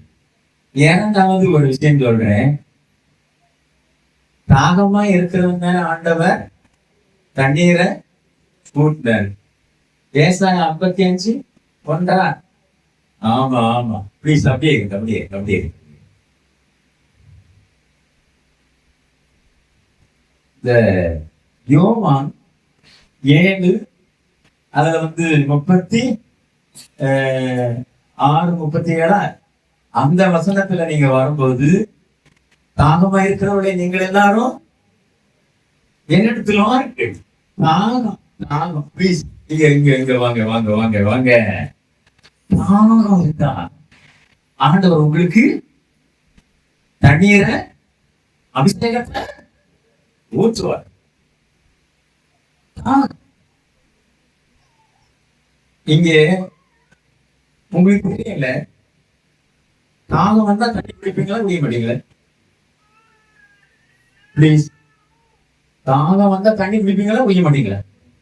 குடிப்பீங்கல்ல. அப்ப என்னை பரிசுத்தாவி வேணும் வேணும், அப்படி இல்லாம என்னால முடியாது, என்னால சமாளிக்க முடியாது, எனக்கு பரலோகம் போகணும், எனக்கு வேணும் வேணும், அப்படி என்ற தாகம் வந்துச்சுன்னா, அந்த தாகம் என்னைக்கு உங்களை பரிசுத்த ஆவிய நீங்க குடிக்காம போக முடியாது. தாகம் வேணும். தாகம் வந்துச்சு, அப்படியே நீங்க போனீங்க, நல்ல வீடு ஒன்றுமே தெரியல, ஒரு கோலம் குடிச்சுதான் இருக்குது, மதிப்பு மரியாதை பார்க்காம போய், அம்மா எனக்கு ரொம்ப தாகமா இருக்குது, கொஞ்சம் தண்ணி தாங்கன்னு கேட்டு அவங்க தான தண்ணி வந்து மட மட மடன்னு பிடிச்சப்பட்ட. இப்போ தாகம் உங்களை பரிசுத்த ஆவிய பெற்றுக்கொள்ள வைக்கும். தாகம் என்னால சமாளிக்க முடியாது டாடி. நான் அந்த மாதிரிதான் நான் அழுதேன். நான் ஒரு நாள் நான் இருக்கை சம்பவம் எல்லாம் உண்மைதான் சொல்றது, இதே போல சர்ச்சில் பிரசங்கம் பண்ணிட்டு இருந்தேன். அப்போ பரிசுத்த ஆவி இல்லாம நீங்க பரலோகம் போக முடியாது. அதற்கு வசனம், நீ ஆவியினாலும் ஜலத்தினாலும் மறுபடியும் பிரபாவிட்டால் தேவனுடைய ராஜ்யத்தை பிரவேசிக்க மாட்டீங்க. மறுபடியும் பிரபாவிட்டால் தேவனுடைய ராஜ்யத்தை காண மாட்டீங்க அப்படின்னு ஆண்டவர் அந்த யோவான் 3ஆம் அதிகாரத்துல 1 சொன்னார்ல. அந்த வசனத்தின்படி நீ பரிசுத்தமாக இல்லாம பரலோகம் போக முடியாது அப்படின்னு சொன்னேன். அடுத்த நாள் சாயங்காலம் ராஜேந்திரன் என்று சொல்லக்கூடிய ஒரு வாலிபன் அவன் கல்யாணம் பண்ணல, அவன் அந்த HMF ஃபேக்டரியில அப்ரெண்டிஸ் படிச்சுக்கிட்டு இருந்தான். இப்ப அந்த பையன் வந்திருக்கிறான். என்னடா ராஜேந்திரன் அப்படின்னு கேட்டா, பாஸ்டர் நேற்று நீங்க சொன்னீங்கல்ல பரிசுத்தாவி இல்லாத பரலோகத்துக்கு போக முடியாதுன்னு சொல்லி, எனக்கு ரொம்ப கவலையா இருக்குது, என்ன பரிசுத்தா வேணும். அவன் புரியுன்னு சாயங்காலம் வேலை முடிச்சுட்டு நிக்கிறோம். அப்படியாடா? ஆமா பாஸ்டர், என்ன பரிசுத்தாவி வேணும், எனக்கு இன்னைக்கு வேணும், எனக்கு இப்ப வேணும் அப்படின்னு நிக்கிறான். நானே யோசித்தேன், நான் தானே பிரசங்கம் பண்ணேன், அந்த பிரசங்கம் அவனுக்குள்ள கிரியம் செஞ்சிருக்குது, அதுபடியே அவன் இப்ப வேணும் வேணும்னு வந்திருக்கிறான், அவனுக்கு ஜெபம் பண்ணுவான் அப்படின்னு சொல்லி ஒரு வார்த்தை தான் அவன்கிட்ட நான் பேசிக்கிட்டு இருந்தேன். வணங்கால் படிக்கிட்டு ராஜேந்திரன் அப்படின்னு சொன்னாராம். ஆவியானவர் பலமா இறங்கினார். அந்நிய பாச பேசி கத்துன்னு கத்திட்டான். வீட்டு ஓனர் அடுத்த போர்ஷன்ல இருந்தார். அவர் நேரம் வந்தார். மாஸ்டர், இந்த மாதிரி எல்லாம் இங்க கத்துறது போல இருந்தா நீ வீட்டை விட்டு போயிருன்னு சொல்லிட்டார். ஒருத்தன் பரிசுத்தாவி பார்த்தா என்ன வீட்டை விட்டு. சரி பிரதர், பிரச்சனை ஒண்ணு இல்லை, நான் காரணம் வீடு வந்து போயிடுறேன். இப்ப நான் என்ன பண்றதுக்கு? அந்த தம்பி இப்பதான் எனக்கு வேணும்னு நிக்கிறான். நான் இப்போ நம்ம சர்ச்சுக்கு போறோம், அப்புறம் நாளைக்கு வரலாம், அப்புறம் உபவாசத்தை ஒத்துக்குவா, அப்ப நான் கவர்மெண்ட் என்ன சொல்ல முடியும்? அவங்களுக்கு தாகம் தாகம் தாகம், இப்பதான் வேணும் இப்பதான் வேணும். அன்பான பிள்ளைங்களே, உங்களுக்கு இன்னைக்குதான் வேணும், இன்னைக்குதான் வேணும், இந்த நேரத்துலதான் வேணும், இந்த டைமை கொடுத்தா நான் கஷ்டப்பட்டுருவேன், எனக்கு இப்பதான் வேணும் பரிசுத்தாவி. அப்படி என்று நீங்க உடைஞ்சு தாகம் அடைந்தால் இன்று பரிசுத்தாவியை பெறுவது நிச்சயம்.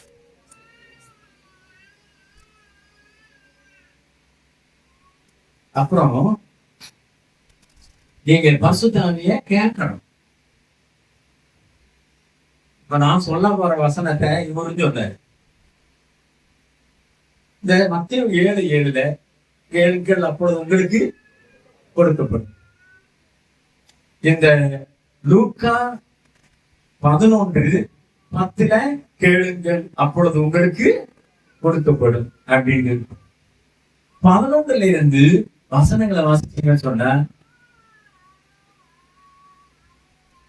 உங்களிலே தகப்பன்தான் பிள்ளைகளுக்கு அப்பத்தை கேட்டா கல்ல கொடுப்பானா, மீனை கேட்டா பாம்ப கொடுப்பானா, முட்டையை கேட்டா தேவை கொடுப்பானா? வல்லாதவனாகிய நீங்களே உங்கள் பிள்ளைகளுக்கு நல்ல ஈவுகளை கொடுக்க அறிந்திருக்கும் போது பரிசுத்த ஆவியே என்னிடத்தில் கேட்டா நான் அதை உங்களுக்கு தருவது நிச்சயம் இல்லையா? இந்த வசனத்துல பரிசுத்த ஆவி அப்படின்னு இருக்கும். பரிசுத்த ஆவியை கேட்டா நான் உங்களுக்கு தருவது அதிக நிச்சயம் அல்லவா? அப்போ பரிசுத்த ஆவியை கேட்கணும். எனக்கு பரிசுத்த ஆவியை தாரும், என்னை நிரப்பும், என்னை நிரப்பும். பாட்டு பாடும்போது நீங்க பாடுனீங்க. ஆனா இப்போ வசனம் இப்படி இருக்குல்ல, கேட்கிறவன் பெற்றுக்கொள்வான் இல்ல. நான் கேட்கிறேன்ப்பா, நான் கேட்கிறேன் எனக்கு கொடுங்க டாடி, எனக்கு பரிசுத்த ஆவியை கொடுங்க, எனக்கு பரிசுத்த ஆவி வேணும்.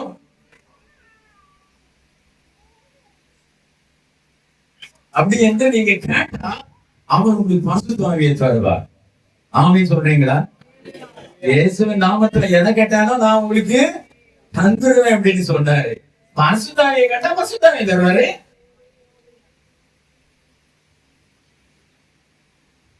உங்க இருதயத்துல நிறைவு உண்டாகும்படி நீங்க பரிசுத்த ஆவியை கேட்டா அவன் உங்களுக்கு கண்டிப்பா தருவாரு.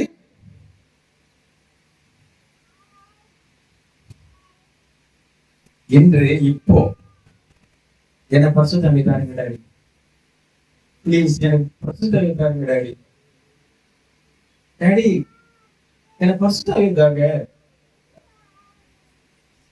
நான் காலேஜுக்கு போனோம், நான் ஸ்கூலுக்கு போனோம், நான் குடும்பத்தை நடத்தணும், நான் தொழில் பண்ணணும், எனக்கு பரிசுத்த ஆவி தாருங்க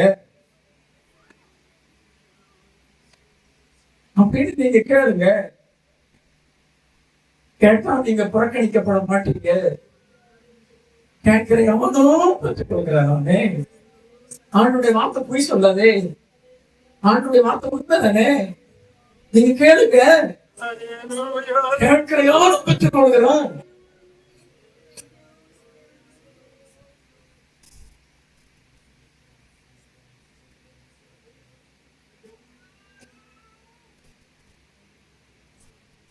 கொர்நேலியுடைய வீட்டுல அபிஷேகம் ஊற்றப்பட்டதில்ல, பேதுரு பிரசங்கம் பண்றாரு.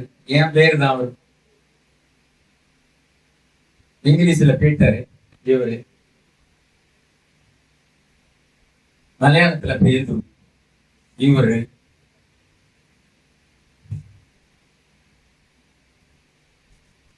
அன்பான பிள்ளைங்களே, அவர் பிரசங்கம் பண்ணிட்டு இருக்கிறார்.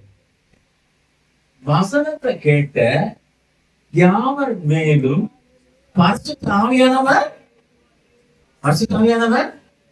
ஊற்றப்பட்டார். பரிசுத்த ஆவியானவர் இறங்கினார், அவர்கள் பரிசுத்த ஆவியை பெற்றுக்கொண்டார்கள்.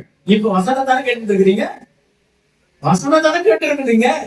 உங்க மேல அன்றைக்கு இறங்கின அதே பரிசுத்த ஆவியானவர் இப்போ இறங்கினல்ல.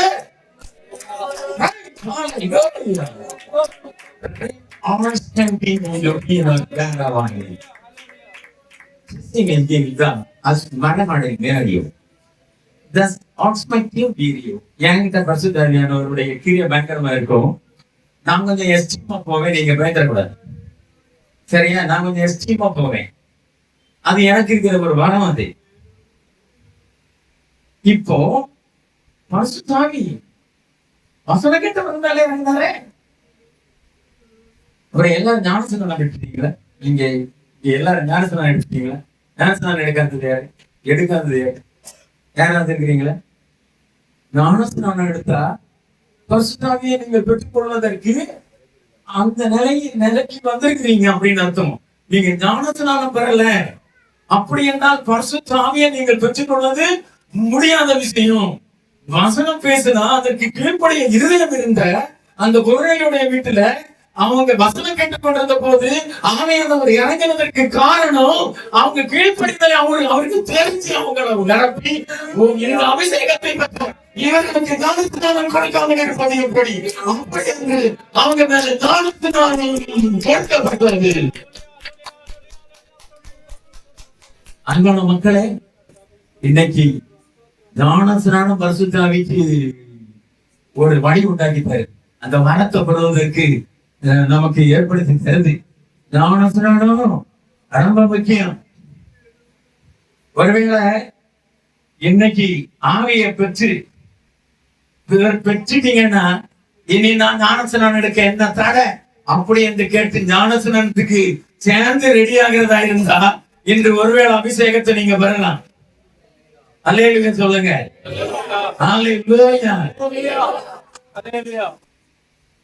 அபிஷேகம் பெற்றுக் கொள்றதுக்கு வயசு ஏதாவது இருக்குதா அப்படி என்றால், அருமையான பிள்ளைங்களே, இந்த சகலியா விட்டாண்டவர் சொன்னார்ல, மஞ்சாபம் கேட்கப்பட்டது. மனைவி எலிசபெத் கற்பம் தச்சாங்கல்ல, அவங்களுடைய வயத்துல குழந்தை இருக்கும்போது, யோவான் அவங்க இருக்கும்போதே கர்த்தர் அந்த குழந்தைய இனி செய்ய போகிற ஊழியத்துக்கு என்று அபிஷேகம் பண்ணி இருந்தாரு. அல்லேலூயா சொல்ல மாட்டீங்களா? அப்போ அபிஷேகம் பண்ணப்படுறதுக்கு வயசு எதுவும் ஆண்டு நிர்ணயம் பண்ணல. நீங்க இன்னைக்கு அபிஷேகம் வேணும் அப்படின்னு உடஞ்சி நொறுங்கி கேட்டா அபிஷேகம் உங்க மேல ஊற்றப்படும். இப்ப உங்க பாஸ்டர் இந்த அபிஷேகம் வாக்குத்தத்தம் பண்ணப்பட்ட அபிஷேகம். இந்த வாக்குத்தத்தம் பண்ணப்பட்டதை பெற்றுக் கொள்றதுக்கு தான் அப்போஸ்தலர்கள் காத்திருந்தாங்க. அது அப்போஸ்தலர் 2ஆம் அதிகாரம் 39 இருக்கும்.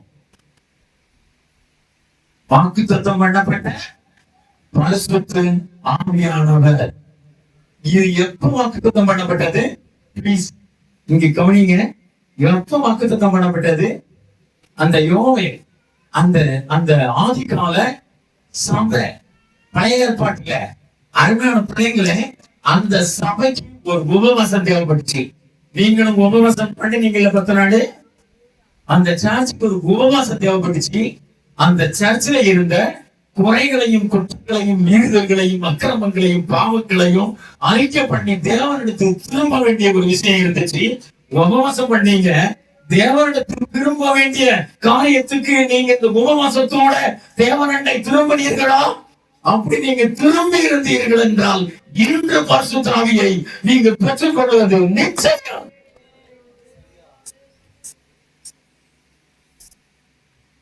அந்த யோவேல் 2ஆம் அதிகாரத்துல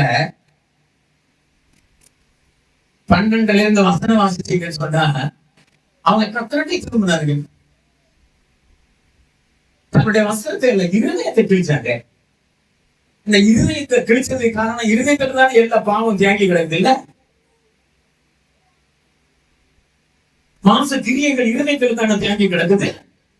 அதனால இருதயத்தை கிழிச்சாங்க. தங்களுடைய பாவங்களை அறிக்கை பண்ணி விடுதலை பெற்று தேவனண்டை திரும்பினாங்க. அந்த தேவனண்டை திரும்பின பிறகுதான் மாம்சமான யாவர் மேலும் என் ஆவியை ஊற்றுவேன் என்கின்ற வாக்குத்தத்தம் வந்தது. அல்லேலூயா, அல்லேலூயா. அதனால இந்த பரிசுத்த ஆவியாகிய வாக்குத்தத்தத்தை நான் பரிசுத்த வாக்குத்தத்தம்னு சொல்றேன். அது 105ஆம் சங்கீதத்துல 44ஆம் வசனம். அப்படியே இருங்க. 105ஆம் சங்கீதத்துல 45ஆம் வசனம் பரிசுத்த வாக்குத்தத்தம்னு ஒரு வார்த்தை இருக்கு. பரிசுத்த வாக்குத்தத்தம். ஏன் ஆவியில நான் இன்றைக்கு எப்படி முடிவு பண்றேன் என்றால், பரிசுத்தாவியை பெறுகிற வாக்குத்தத்தம் பெற்று வருவதற்கு முன்னாடி தங்களை பரிசுத்தம் பண்ணாங்களே, தங்களை பாவத்தை ஐக்கிய பண்ணி விடுதலை பெற்று தேவனண்டை திரும்பினாங்களே, தேவனண்டை திரும்பின சர்ச்சைக்கு தானே ஆண்டவர் இப்படி ஒரு வாக்குத்தத்தத்தை கொடுத்தாரு. உங்களுக்கு மாம்சம் இருக்கல யாருமே நீங்க ஆவியை ஊற்றுவேன். அது எனக்கு பட்சபாதமே கிடையாது. நீ இன்றைக்கு பரிசுத்தமானால், நீ என்னை திரும்பினால், உன்னை நான் என்று ஆவியினாலே நடப்பேன். ஹல்லேலூயா. ஆவியினாலே நடப்பேன். உன் மேல நான் பரிசுத்த ஆவியினால நடப்பேன்.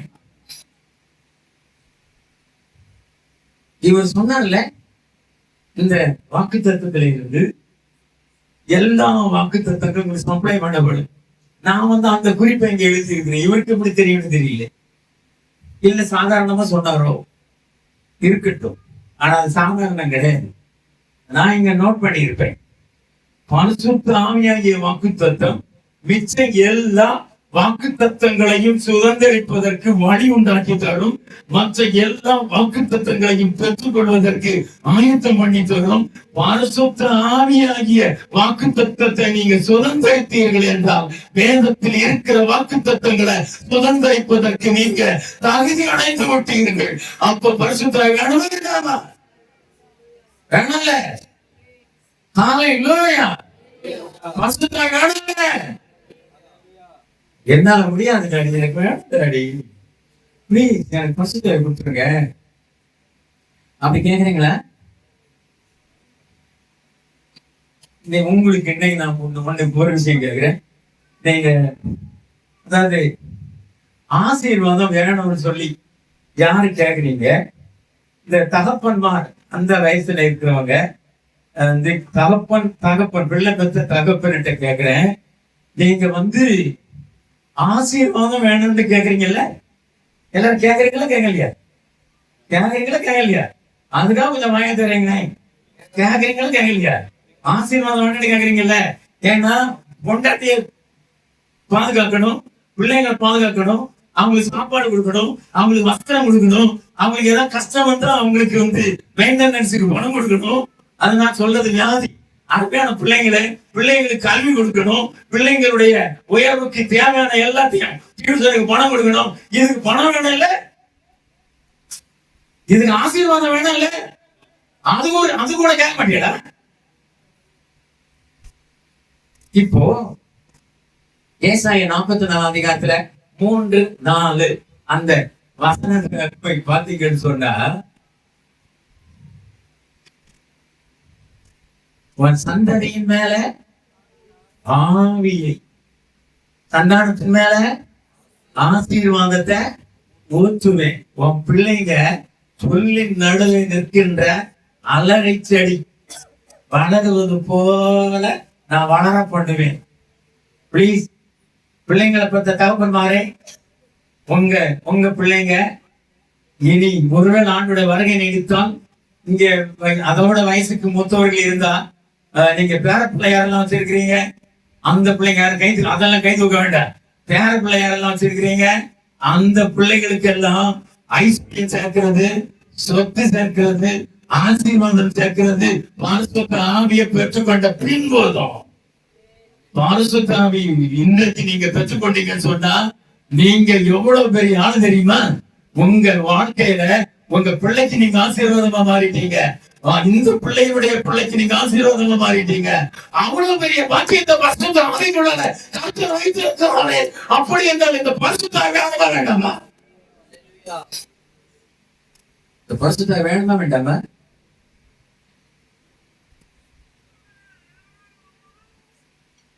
நீங்க எவ்வளவு பெரிய ஆசீர்வாதம் போறீங்க தெரியுமா? இந்த கொடுக்கிறதுக்கு இருக்குது இல்ல, நீங்க காணிக்கை இன்னைக்கு கொடுத்தீங்க. நானும் பார்த்துக்கிட்டே தான் இருந்தேன். ஆனா இன்னைக்கு ஒரு தீர்க்க தரிசனம் என்ன தெரியுமா?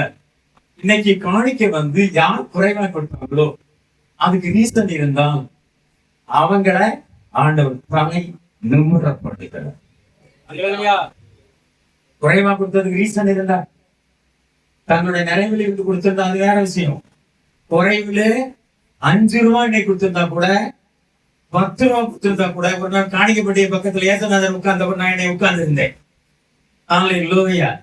அன்பான பிள்ளைங்களே, அப்படி இன்னைக்கு தங்களுடைய வாழ்க்கை நிர்வாகத்துல கஷ்டம், அதுல நான் கொஞ்சமா கொடுத்தேன்னு சொல்லி மனப்பூர்வமா காணிக்க கொடுத்தவங்களை இன்னைக்கு கர்த்தர் ஆசீர்வதிக்க போறாரு.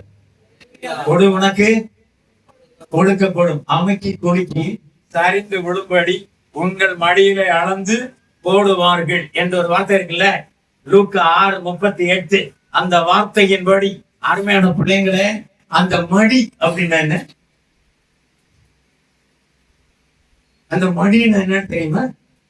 அந்த மடி உங்க சந்ததி, உங்க அடையிலிருந்து தான் உங்க பிள்ளைங்க வந்தாங்க. வேற எங்க இருந்து வந்தாங்க? அந்த மடி வந்து உங்க சந்ததி, உங்களுடைய உங்க பிள்ளைகள். ஆண்டவருக்கு நீங்க காணிக்க சரியா கொடுத்தீங்கன்னு சொன்னா அத வந்து உங்க உங்க பிள்ளை உங்க மடியில அவைக்கு குறைக்கி சரிந்து விடும்படி அளந்து போடுவார்கள். அன்பான பிள்ளைங்களை நீ கொடுத்தா ஆண்டவர் உனக்கு அவைக்கு குறைக்கி சரிந்து விட அவர் அளந்து பாடுவார். அது சத்தியம், அது சத்தியம், அது சத்தியம். அது போய் சொல்லாது, அது போய் சொல்லாது, அது போய் சொல்லாது. நீ கொடுத்ததே தருவாரு. அமைக்கி குளிச்சு சாய்ந்து விடும்படி உங்க சந்ததியின் மேல உங்க பிள்ளைங்க மேல கர்த்தர் அளந்து போடுறாரு. சொல்லுங்களேன். இருந்து சத்தியத்துல தெளிவான பிள்ளைங்களா இருக்கணும். நம்ம இப்ப கேட்கறது என்னது? பரிசுத்த ஆவியானவர். அந்த வாக்குத்தத்தத்தை ஆவியானவர் அவர் உங்ககிட்ட வரும்போது உங்களை சகல சத்தியத்துக்குள்ளும் நடத்துவார். ஆமென். அல்லேலூயா சொல்லுங்க. சகல சத்தியத்துக்குள்ளும் நடத்துவார். அன்பான பிள்ளைங்களே, உங்களுக்கு யாவது ஒரு குறைவு உண்டு என்று எனக்கு இப்ப தெரியாது. சப்போஸ் ஒரு குறைவு வருகிறது என்றால் அடுத்த லெவல்ல கொண்டு போறதுக்கு இங்க கர்த்தர் உனக்கு சில பாடத்தை கற்பிக்கும்படி குறைவு வந்தது. முழுமுழுக்காதே, எரிச்சல் அடையாத, கர்த்தர் உன்னை அடுத்த லெவலுக்கு கொண்டு போற. அல்லேலூயா சொல்ல மாட்டீங்களா? அல்லேலூயா. கர்த்தர் அடுத்த லெவலுக்கு கொண்டு போற. உங்களை கைவிடுவதற்காக அதுக்கென்று ஆண்டவர் உங்களை அழைக்கலையே. ஆண்டவர் அதுக்கென்று உங்களை தெரிந்து கொள்ளலையே. உங்களை அடுத்த லெவல்ல கொண்டு போனோம். அப்படித்தான் ஆண்டவர் திட்டம் பண்ணியிருக்கிறார். இந்த சர்ச்சுக்கு வரக்கூடிய அன்பான பிள்ளைங்களே, நீங்கள் யாரும் தகப்பனற்ற பிள்ளைங்க அல்ல. ஆண்டவர் என்ன சொல்ல தெரியுமா? நான் உங்களை திக்கற்றவர்களாக விடு, நான் உங்களை திக்கற்றவர்களாக விடு. இங்க ஏதாவது தகப்பன இல்லாத பிள்ளைங்க இருந்தீங்கன்னா நான் அந்த பிள்ளைகளுக்கு சொல்றேன், என் அன்பு பிள்ளைங்களே, உங்கள் ஆண்டவர் தகப்பனற்றவர்களாய் விடான். உங்களுக்கு கர்த்தரை தகப்பனுக்கு தகப்பனாக முதலிடத்தில் இருந்து உங்களை நடத்துவதை நீங்க பார்ப்பீங்க. கர்த்தரின் ஆசீர்வாதம் உங்க தலையில வரும்.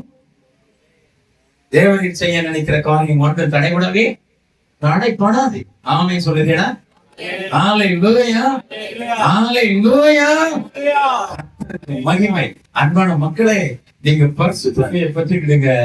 நீங்க உங்களை ஆண்டவர் ஆசீர்வதிப்பதோடு உங்க சந்ததியையும் உங்க சந்தானத்தையும் அவர் ஆசீர்வதிக்க போகிறார். உங்க மூலம் ஒரு ஆசீர்வாதம் உங்க சந்ததிக்கு வர்றதுக்கு நீங்க வழிவிட்டுட்டு போறது பரிசுத்த ஆவியை பெற்றுக் கொள்வதீங்க. அல்லேலூயா சொல்லுங்க. அல்லேலூயா சொல்லுங்க. அல்லேலூயா. மணி வந்து ஒரு மணி ஆயிப்போச்சு.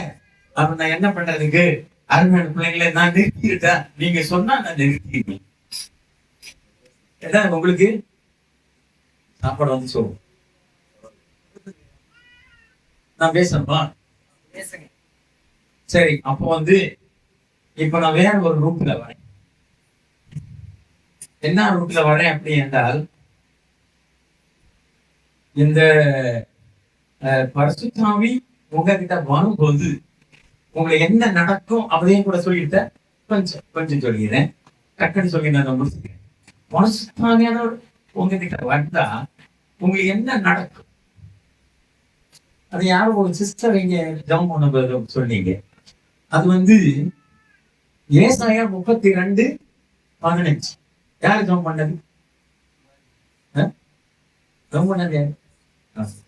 அதேங்க அந்த வசன பாசி 32:15. நான் எல்லாமே கேட்டுட்டு தான் இருந்தேன். நீங்க என்ன சொல்றீங்க, என்ன பண்றீங்க? ஆமையானவர் எப்படி என்னைய வந்து என்ன வந்து திடப்படுத்துகிறாரு அதெல்லாம் பார்த்துட்டு தான் இருந்தேன். படிங்க. உன்னதத்திலிருந்து நம்மேல் ஆவி ஊற்றப்படும் மட்டும். உன்னதத்திலிருந்து ஆவி நம்மேல் ஊற்றப்படும் மட்டும். அப்படியே இருக்கும். அப்படியே இருக்கும். அப்பொழுது வனாந்தரம் செழிப்பான வயல்வெளி ஆகும். அப்பொழுது வனாந்தரம் செழிப்பான வயல்வெளி ஆகும். இங்க கவனிங்க, பரிசுத்த ஆவி வர்றதுக்கு முன்னாடி வனாந்தரம் மாட்டு இருக்கும். பரிசுத்தாவி பெற்ற பின்பு வனாந்தரம் வயல்வெளியாகும். இது மாதிரி ஒரு வயல்வெளி, அது ஒரு செழிப்பின் மகத்துவத்தை காண்பிக்குது. அன்பான பிள்ளைங்களே, அந்த வனாந்தரம் வந்து வறுமை, தரித்திரம், கடன், கஷ்டம், வேதனை கொடுக்கிறதுக்கு இல்ல, காணிக்க போடுறதுக்கு இல்ல. சில நேரம் கொடுத்துட்டு இருக்கிற காணிக்க கொடுக்காம பாதிக்கப்படுறேன். அந்த மாதிரி அனுபவம் வனாந்தரம். பரிசுத்த ஆவியை பெற்றுக் கொள்ளும் போது நீங்கள் பரிசுத்த ஆவியை பெற்றதினால் இப்படிப்பட்ட வனாந்தரமான உங்களுடைய வாழ்க்கையை காத்த வயல்வெளியை போல மாற்றுகிறார். வயல்வெளியை போல மாற்றுகிறார். அது ஒரு செழிப்பின் அனுபவம். இன்றைக்கு அதையும் கர்த்தர் உங்களுக்கு தருவதற்கு பரிசுத்த ஆவி வேண்டுமே.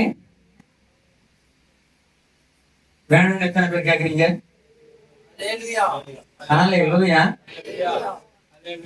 வேணுமே. அப்புறம் வந்து எசேக்கியேல் 39:29 அது வேணும்னு நோட் பண்ணிக்கிடுங்க. ஆவியானவர் ஊற்றப்படும் போது உங்களுக்கு கர்த்தருடைய முகம் இனி மறைக்கப்படுவது இல்லை. அன்பான பிள்ளைங்களே, நேற்று வரைக்கும் அவர் முகம் உங்களுக்கு மறைஞ்சிருந்துச்சு. நீங்க அவரை பார்க்க முடியல. ஆசைப்படுறீங்க ஜெபம் கேட்கப்படணும்னு சொல்லி, ஆனா ஜெபம் கேட்கப்பட மாட்டேங்குது. அவர் முகத்தை திருப்பிக்கிறாரு. பரிசுத்த ஆவியை பெற்றுக் கொள்வதற்கு உங்களை நீங்கள் ஆயத்தப்படுத்தி ஆவியானவர் உங்களிடத்தில் வரும்போது நீங்க இன்று முதல் அவருடைய முகத்துக்கு மறைஞ்சு இல்ல, அவருடைய முகத்தை எப்பவும் பார்க்கலாம். நீங்க அவர்கிட்ட நீங்க பண்ற ஜபம் எல்லாமே கணக்கப்படும். உங்களுடைய ஜபத்துக்கு பலன் வரும். ஆத்துமாக்கள் மாறுவாங்க. சபையில மாற்றம் வரும். இந்த நெருக்கம் விசாலத்தை போகும். கர்த்தர் பெரிய காரியங்களை உங்களுக்கு செய்வார்.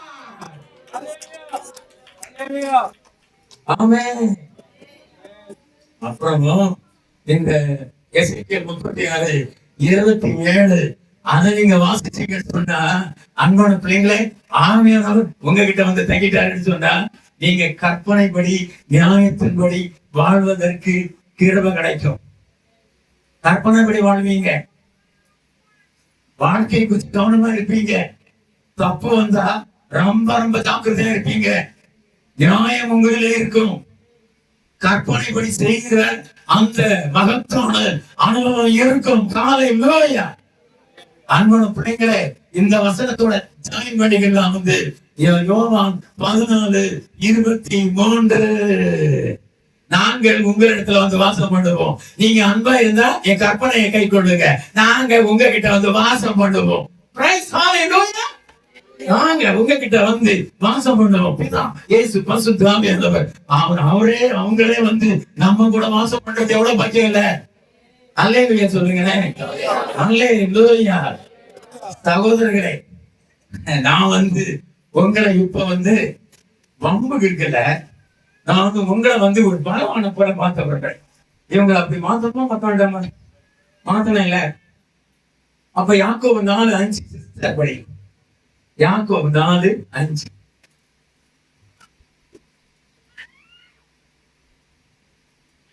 நம்மில் வாசமாயிருக்கிற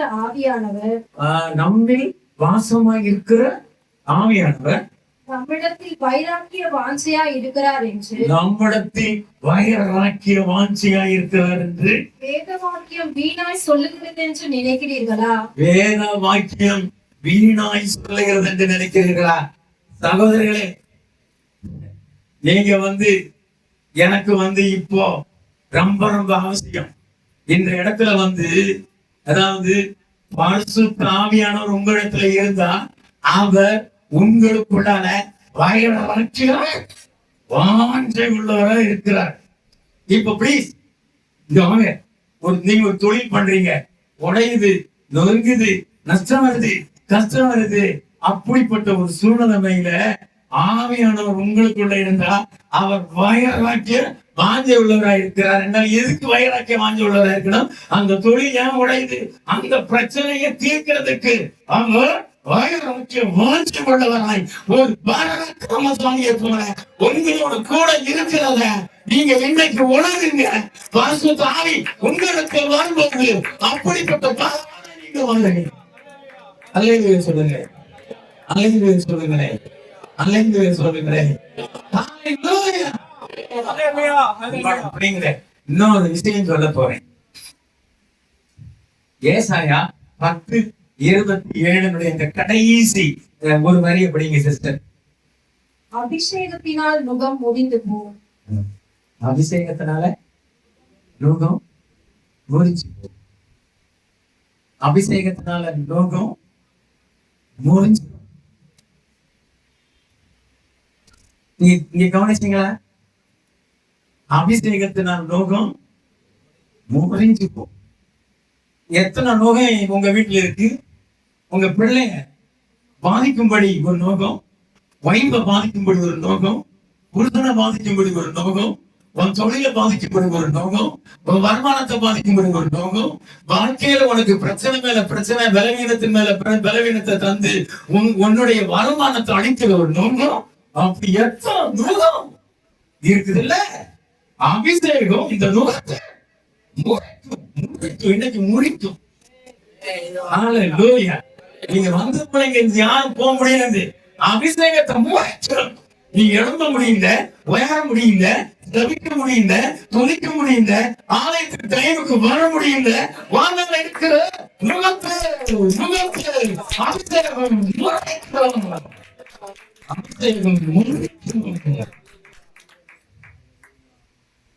அன்பான பிள்ளைங்களே, இந்த மாதிரி கிரியை நடப்பிக்கிற இந்த அபிஷேகம் வேணுமா வேண்டாமா? வேணுமா வேண்டாமான்னு கேட்டேன். வேணல வேணல எழுப்பி நிக்க போறோம். ப்ளீஸ் ப்ளீஸ் ப்ளீஸ் இன்னும் ஒரு 2 நிமிஷம் பேசுறேன். ஒரு விஷயம் வேணும் ஞாபகம் சிஸ்டர். இந்த 1 கொரிந்தியர் எல்லாரும் எடுங்க, எல்லாரும் எடுங்க. 1 கொரிந்தியர் 14:4. அந்நிய பாஷையில் பேசுகிறவன். ப்ளீஸ் அருமை சகோதரிகளே, சகோதரிகளே, இந்த வார்த்தை கவனி. அந்நிய பாஷையில் பேசுகிறவன் தனக்கே பக்தி விருத்தி உண்டாக பேசுகிறான். தனக்கே பக்தி விருத்தி உண்டாக பேசுகிறான். அப்படியே இருக்கு சிஸ்டர். அந்நிய பாஷையில பேசுகிறவன் தனக்கு பக்தி விருத்தி உண்டாக பேசுகிறான். நீங்க எல்லாம் அந்நிய பாஷை பேசுறதுக்கு நான் விருப்பப்படுறேன்னு சொல்லி 5ஆம் வசனத்துல இருக்கும். அப்புறம் 39ஆம் வசனத்துல அந்நிய பாஷை பேசுவதற்கு தடை பண்ணாதீர்கள் அப்படின்னு இருக்கும். சோதனை பண்ணினா இந்த கோயில்கை சபையில கொஞ்சம் அதாவது ஒருத்தருக்கு ஒரு அகந்த, இன்னொருத்தருக்கு இன்னொரு அகந்த, அந்த வார்த்தை பற்றி அகந்த, இந்த இப்படி எல்லாம் கொஞ்சம் குழப்பம் இருந்துச்சு. அதனால பவுல் கொஞ்சம் அவங்க சீர்படுத்துறதுக்கு இந்த அதிகாரத்துல வார்த்தை பற்றி, அந்நிய பாஷையை பற்றி, வியாக்கியானத்தை பற்றி, தீர்க்கதரிசனத்தை பற்றி எல்லாம் எழுதி விட்டாரு. அதுல அந்நிய பாஷை ரொம்ப ரொம்ப முக்கியம். இந்த அந்நிய பாஷை பேசுவதற்கு நான் விரும்புகிறேன். அந்நிய பாஷை பேசுவதற்கு சொல்ல மாட்டேன். இந்த இடத்துல என்ன படிச்சீங்க? அந்நிய பாஷையில பேசுகிறவன் தனக்கு பக்தி விருத்தி உண்டாகும்படி பேசுகிறான். இதனுடைய கிரேக்கு வார்த்தை அதாவது ஒய்கோடமை.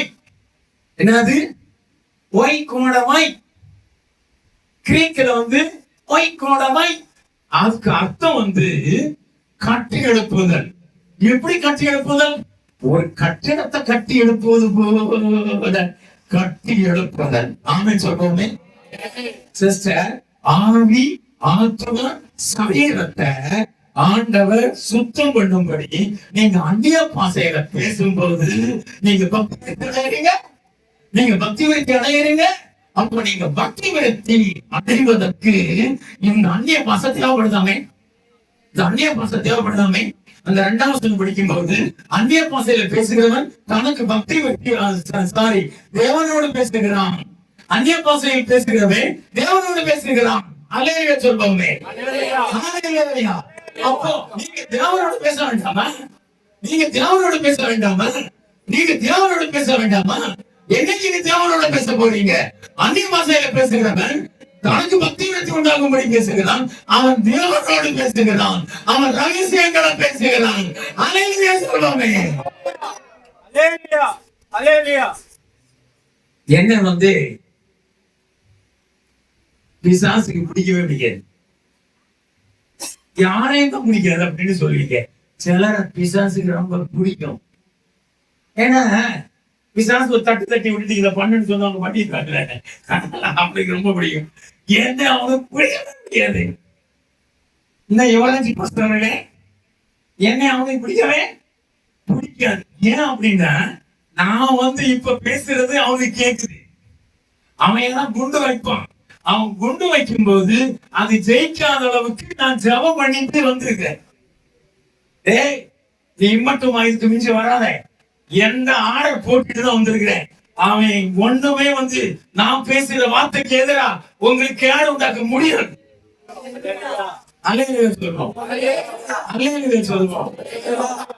மகன் அவன் அந்த பிசாசுக்கு என்ன பிடிக்காதுன்னு நான் ஏன் சொல்றேன்னு சொன்னா, இப்ப 10 நாளா ஜெபம் பண்ணிட்டு இருக்கிறேன்ல, அதிகபட்சம் வாயை திறக்கிறது இல்லை. வாயை திறக்கிறது என்ன ஜெபம் பாஸ்டர்? அதுதான் ஜெபம். வாயை திறக்க மாட்டேன், கண்ணை அப்படியே மூடிடுவேன். இந்த நாக்கு மேல அப்படி ஒட்டி இருக்கு, பார்த்துக்கிட்டே இருந்தேன், பார்த்துக்கிட்டே இருந்தேன். இந்த தாடையில இந்த நாக்கு மேல் தாடை அப்படி ஒட்டிட்டு இருந்தா கூட அந்நிய பாஷை பேசிக்கிட்டு இருக்கு. எப்படி பாஸ்டர் அது உதடு பேசுறது? நான் பரிசுத்தாவி பெறும்போதே இந்த அனுபவத்துலதான் பரிசுத்தாவி, இந்த அனுபவம் தான். நான் பரிசுத்தாவி பண்றது யாருக்கும் தெரியாது, பாஸ்டர் இந்த அவருக்கு தெரியாது. ஒரு 4 பொய் பேசக்கூடிய அந்நிய பாஷை பேசுகிற பீமமா இருந்தாங்க, அவங்களுக்கு தெரியாது. ஏன்னா இவனுங்களை எனக்கு பிடிக்கலையே. நான் அந்நிய பாஷை பேசுறது உள்ள போய் தும்மதில் விட்டது. அந்நிய பாஷம் கொட்டு கொட்டுன்னு கொட்டுது. எங்க கொட்டுது? மனசுல கொட்டி இறங்குது, மனசுல கொட்டி இறங்குது, மனசுல கொட்டி இறங்குது. இன்னைக்கு அப்படித்தான் இன்னைக்கு ஆவியானவர் உங்ககிட்ட இடப்பட போறாரு. ஆவியானவர் மனசுல கொட்டுவாரு. நீங்க வாயத்தை கத்துக்கங்க. நான் இந்த அனுபவத்தை இதே போல ஒரு காத்திரப்பு கொண்டு நடக்கும்போது அங்க போயிருந்தேன். அங்க போய் கொட்டுன்னு கொட்டுனேன். அப்போ அங்க இருந்தவங்க, அந்த பாஸ்டர், அங்க இருந்த எல்டர், அவங்க எல்லாம் என்ன தனியா பேசி, உனக்கு என்ன கிடைச்சிச்சு, எவ்வளவு பெரிய பொக்கிஷம், எவ்வளவு பெரிய பொக்கிஷம், எவ்வளவு பெரிய பொக்கிஷம். ஆமா ஐயா, பரிசுத்தாவி அவ்வளவு பெரிய பொக்கிஷம் தான். ஹல்லேலூயா, ஹல்லேலூயா.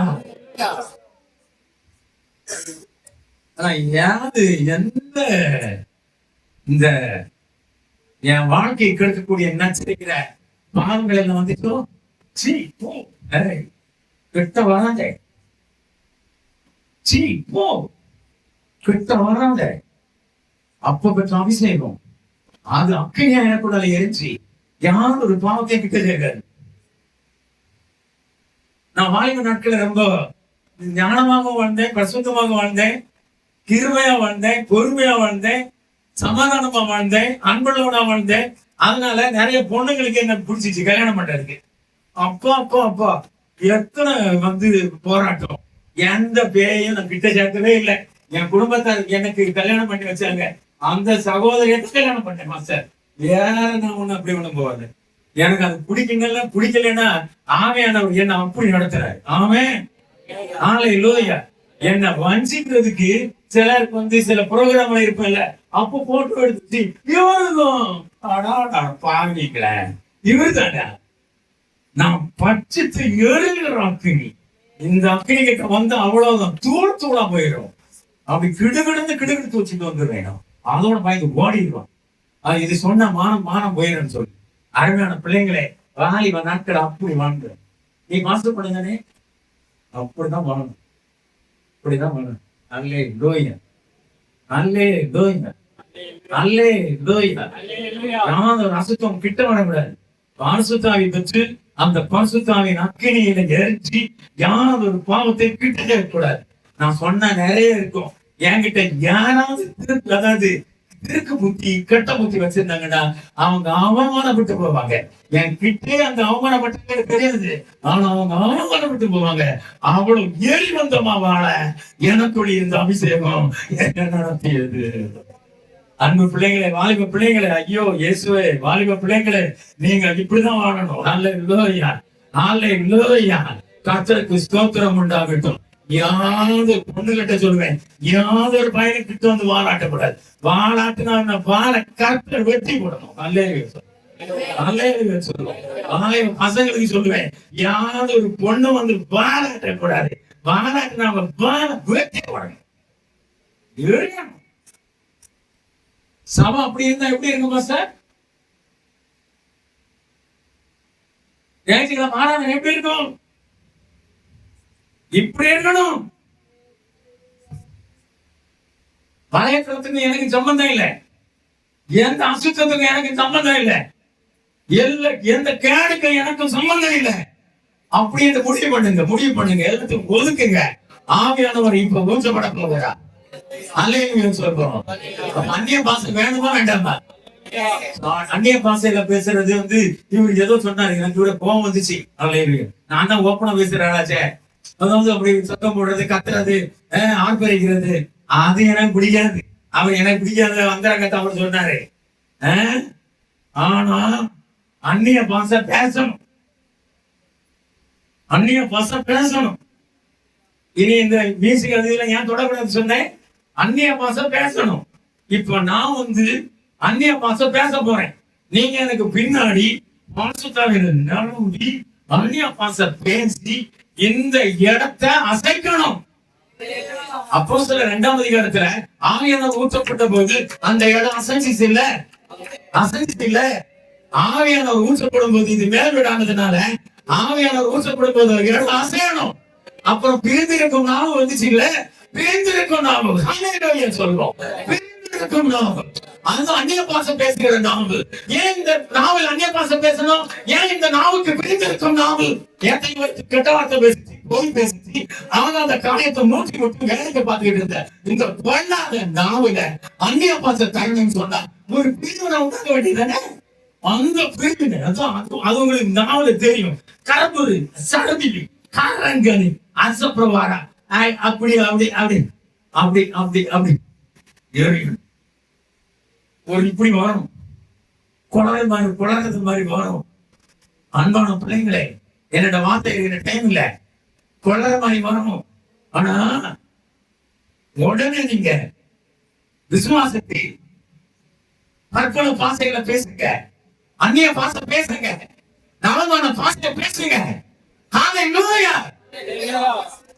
உங்க எல்லாருக்கும் பொருத்தமான ஒரு வார்த்தையை பேசி முடிவு செய்ய விரும்புகிறேன். கடைசி வார்த்தை கவனிங்க. தமிழ்நாட்டுல பிறந்த நீங்க தாய் பாச தமிழா, இங்கிலீஷா, மலையாளமா, இந்தியா? நல்ல சத்தமா சொல்லுங்க. தமிழ் தானே? தமிழ் தானே? ஹல்லேலூயா. அப்ப தேவ ராஜ்யத்துல பிறந்த உங்களுக்கு பாசை என்ன பாசை? அதே பாசை. நம்ம வந்து எனக்கு வந்து மலையாளம் கொஞ்சம் தெரியும், தமிழ் தெரியும், இங்கிலீஷ் குச்சி இங்கிலீஷ். அன்பான பிள்ளைங்களே, அது வந்து ஒன்றுக்கு அதிகம். ஆனா என் தமிழ், என்னுடைய தாய் பாசை எதுதான்? மலையாளம் தான். அப்ப தேவராஜ்யத்துல பிறந்தவங்களுக்கு தாய் பாசை எது? அந்நிய பாசை. அத நீங்க இதுவரை ஏன் பேசல? தெரியாது, தெரியுது இல்ல? தெரியுது இல்ல? சொல்றேன். மார்க் 16, 17, 18 விசுவாசிகளா நடக்கும் அடையாளங்களாக அந்த இடத்துல நவமான பாசையை பேசுவார்கள் அப்படின்னு இருக்குல்ல? விசுவாசிகளுக்கு அடையாளம் நவமான பாசையை பேசுதல். தேவனுடைய ராஜ்யத்தில் பிறந்தவனுக்கு அடையாளம் நவமான பாசையை பேசுதல். அல்லேலூயா சொல்லுங்களேன். நவமான பாசை பேசணும். நீ விசுவாசியா? நீங்க ஞானஸ்நானம் எடுத்தீங்களா? நீங்க சர்ச்சைக்கு வரீங்களா? நீ நவமான பாசை பேசணும் இல்ல? அது இதுவரைக்கும் ஏன் பேசல? அது வரம் வச்சு உங்களுக்கு. வனத்துல வந்து அந்நிய பாசை வருது, அது வனத்துல. இது விசுவாசிங்க அடையாளம். இது உங்களை வேணுமா வேண்டாமா? வேணுமா வேண்டாமா? அந்நிய பாசையில பேச போறோம், நவமான பாசை பேச போறோம். நான் கொஞ்சம் எஸ்டிமா போவேன், என்ன நீங்க பாத்துறாருங்க. நீ பேசாத, நீங்க இங்க போக முடியாது. இந்த டோரை கொஞ்சம் லாக் பண்ணணும். நீங்க ஒரு எண்ணம் அப்படியே விடக்கூடாது. அவன் சோறு கொண்டு வர அங்க காத்து கிடக்கு. நவமான பாசை பேசணும், அந்நிய பாசை பேசணும், தற்கொலை பாசை பேசணும். எப்படி வந்து இப்ப சரண்டர் ஆகுறீங்களோ ஆகுது. விழுந்துருக்கு. இயேசுவே எனக்கு வேணும்ப்பா, எனக்கு வேணும் வேணும் வேணும். நான் போக மாட்டேன், பாஸ்டர் கதை அடைச்சு சொல்லிட்டாரு. ஏன்னா அது அடைச்சுதான் செய்யணும். சிலருக்கு வந்து இது வரைக்கும் வந்து அவங்க சில விஷயத்த அற்பமா நினைக்கிறேன். அது எப்படி நம்ம விட்டுற முடியும்? நவமான பாச பேச போயிங்க பிளீஸ். இங்க வரக்கூடாது, யாரும் இங்க வரக்கூடாது, சரியா? இந்த மியூசிக்ல எல்லாம் கைய வைக்க கூடாது. இந்த கட்டான் தட்டான் தட்டான் தட்டான் தட்டான் திட்டம் திட்டாடா தட்டத்தாடா திட்டத்தாடா இந்த மாதிரி யாரையும் இங்க இருக்கக்கூடாது. அவரு என்ன யோசிப்பாரு தெரியுமா? நான் இத்தனை வருஷம் ஊழியத்துக்கு வந்து எனக்கு ஒண்ணுமே கிடைக்கல, இப்போ வந்து எல்லாம் கார் வச்சுக்கிற வெட்டு வெட்டு வெட்டி போடு வெட்டி போடு. அதான் அந்நியவாசன். அவன் கடைசி காலம் வரைக்கும் தரித்திரத்துல சேர்க்கிறான். உண்மைதான். நான் அந்த ஆளுக்கு ரொம்ப வருத்தப்பட்டேன். அன்பான பிள்ளைங்களே, நம்ம வாயில் இருக்கிற கெட்ட வார்த்தை அந்நிய பாசை ஆயிடக்கூடாது. தட்டி போடு வெட்டி போடு வெட்டு வெட்டு வெட்டு வெட்டு வெட்டு வெட்டு அவனுக்கு அந்நிய பாசை ஒண்ணு இல்லாத அழிச்சு போனான். அன்பான பிள்ளைங்களை தயவு செஞ்சு இன்னைக்கு பரிசுத்தாவியை பெறணும், ஆவிக்கு நடக்கணும், அந்நிய பாசை பேசணும். உங்க நாவல இருந்து வரக்கூடிய அந்நிய பாசை விரட்டணும் விரட்டணும் விரட்டணும்.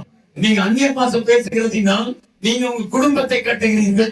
அந்நிய பாசம் பேசுகிறதுனால் உங்க ஊழியத்தை கட்டுகிறீர்கள். அந்நிய பாசம் பேசுகிறதுனால் உங்க பிள்ளைகளுடைய கல்வியை கட்டுகிறீர்கள். அந்நிய பாசம் பேசுகிறதுனால் உங்க தொழிலை கட்டுகிறீர்கள். அந்நிய பாசம் பேசுகிறதுனால் உங்களுடைய வருமானத்திற்குரிய சோர்ஸை கட்டுகிறீர்கள். சொல்லுவோம், எப்படி பாஸ்டர் அந்நிய பாசம் பேசுகிறவன் தனக்கு பக்தி விருத்தி உண்டானபடி பேசுறான்ல, அவன் வந்து கட்டுகிறான். ஆமென் சொல்வோம். அவன் கட்டப்படுகிறான். ஆமென் சொல்வோம். அன்பான பிள்ளையை அந்நிய பாசம் அவ்வளவு விஷயம், அவ்வளவு விஷயம். ஆமென். எழுப்பி விடுமா சார்? எழுப்பி விடலாம், எழுப்பி விடும். எழுப்பி நில்லுங்க.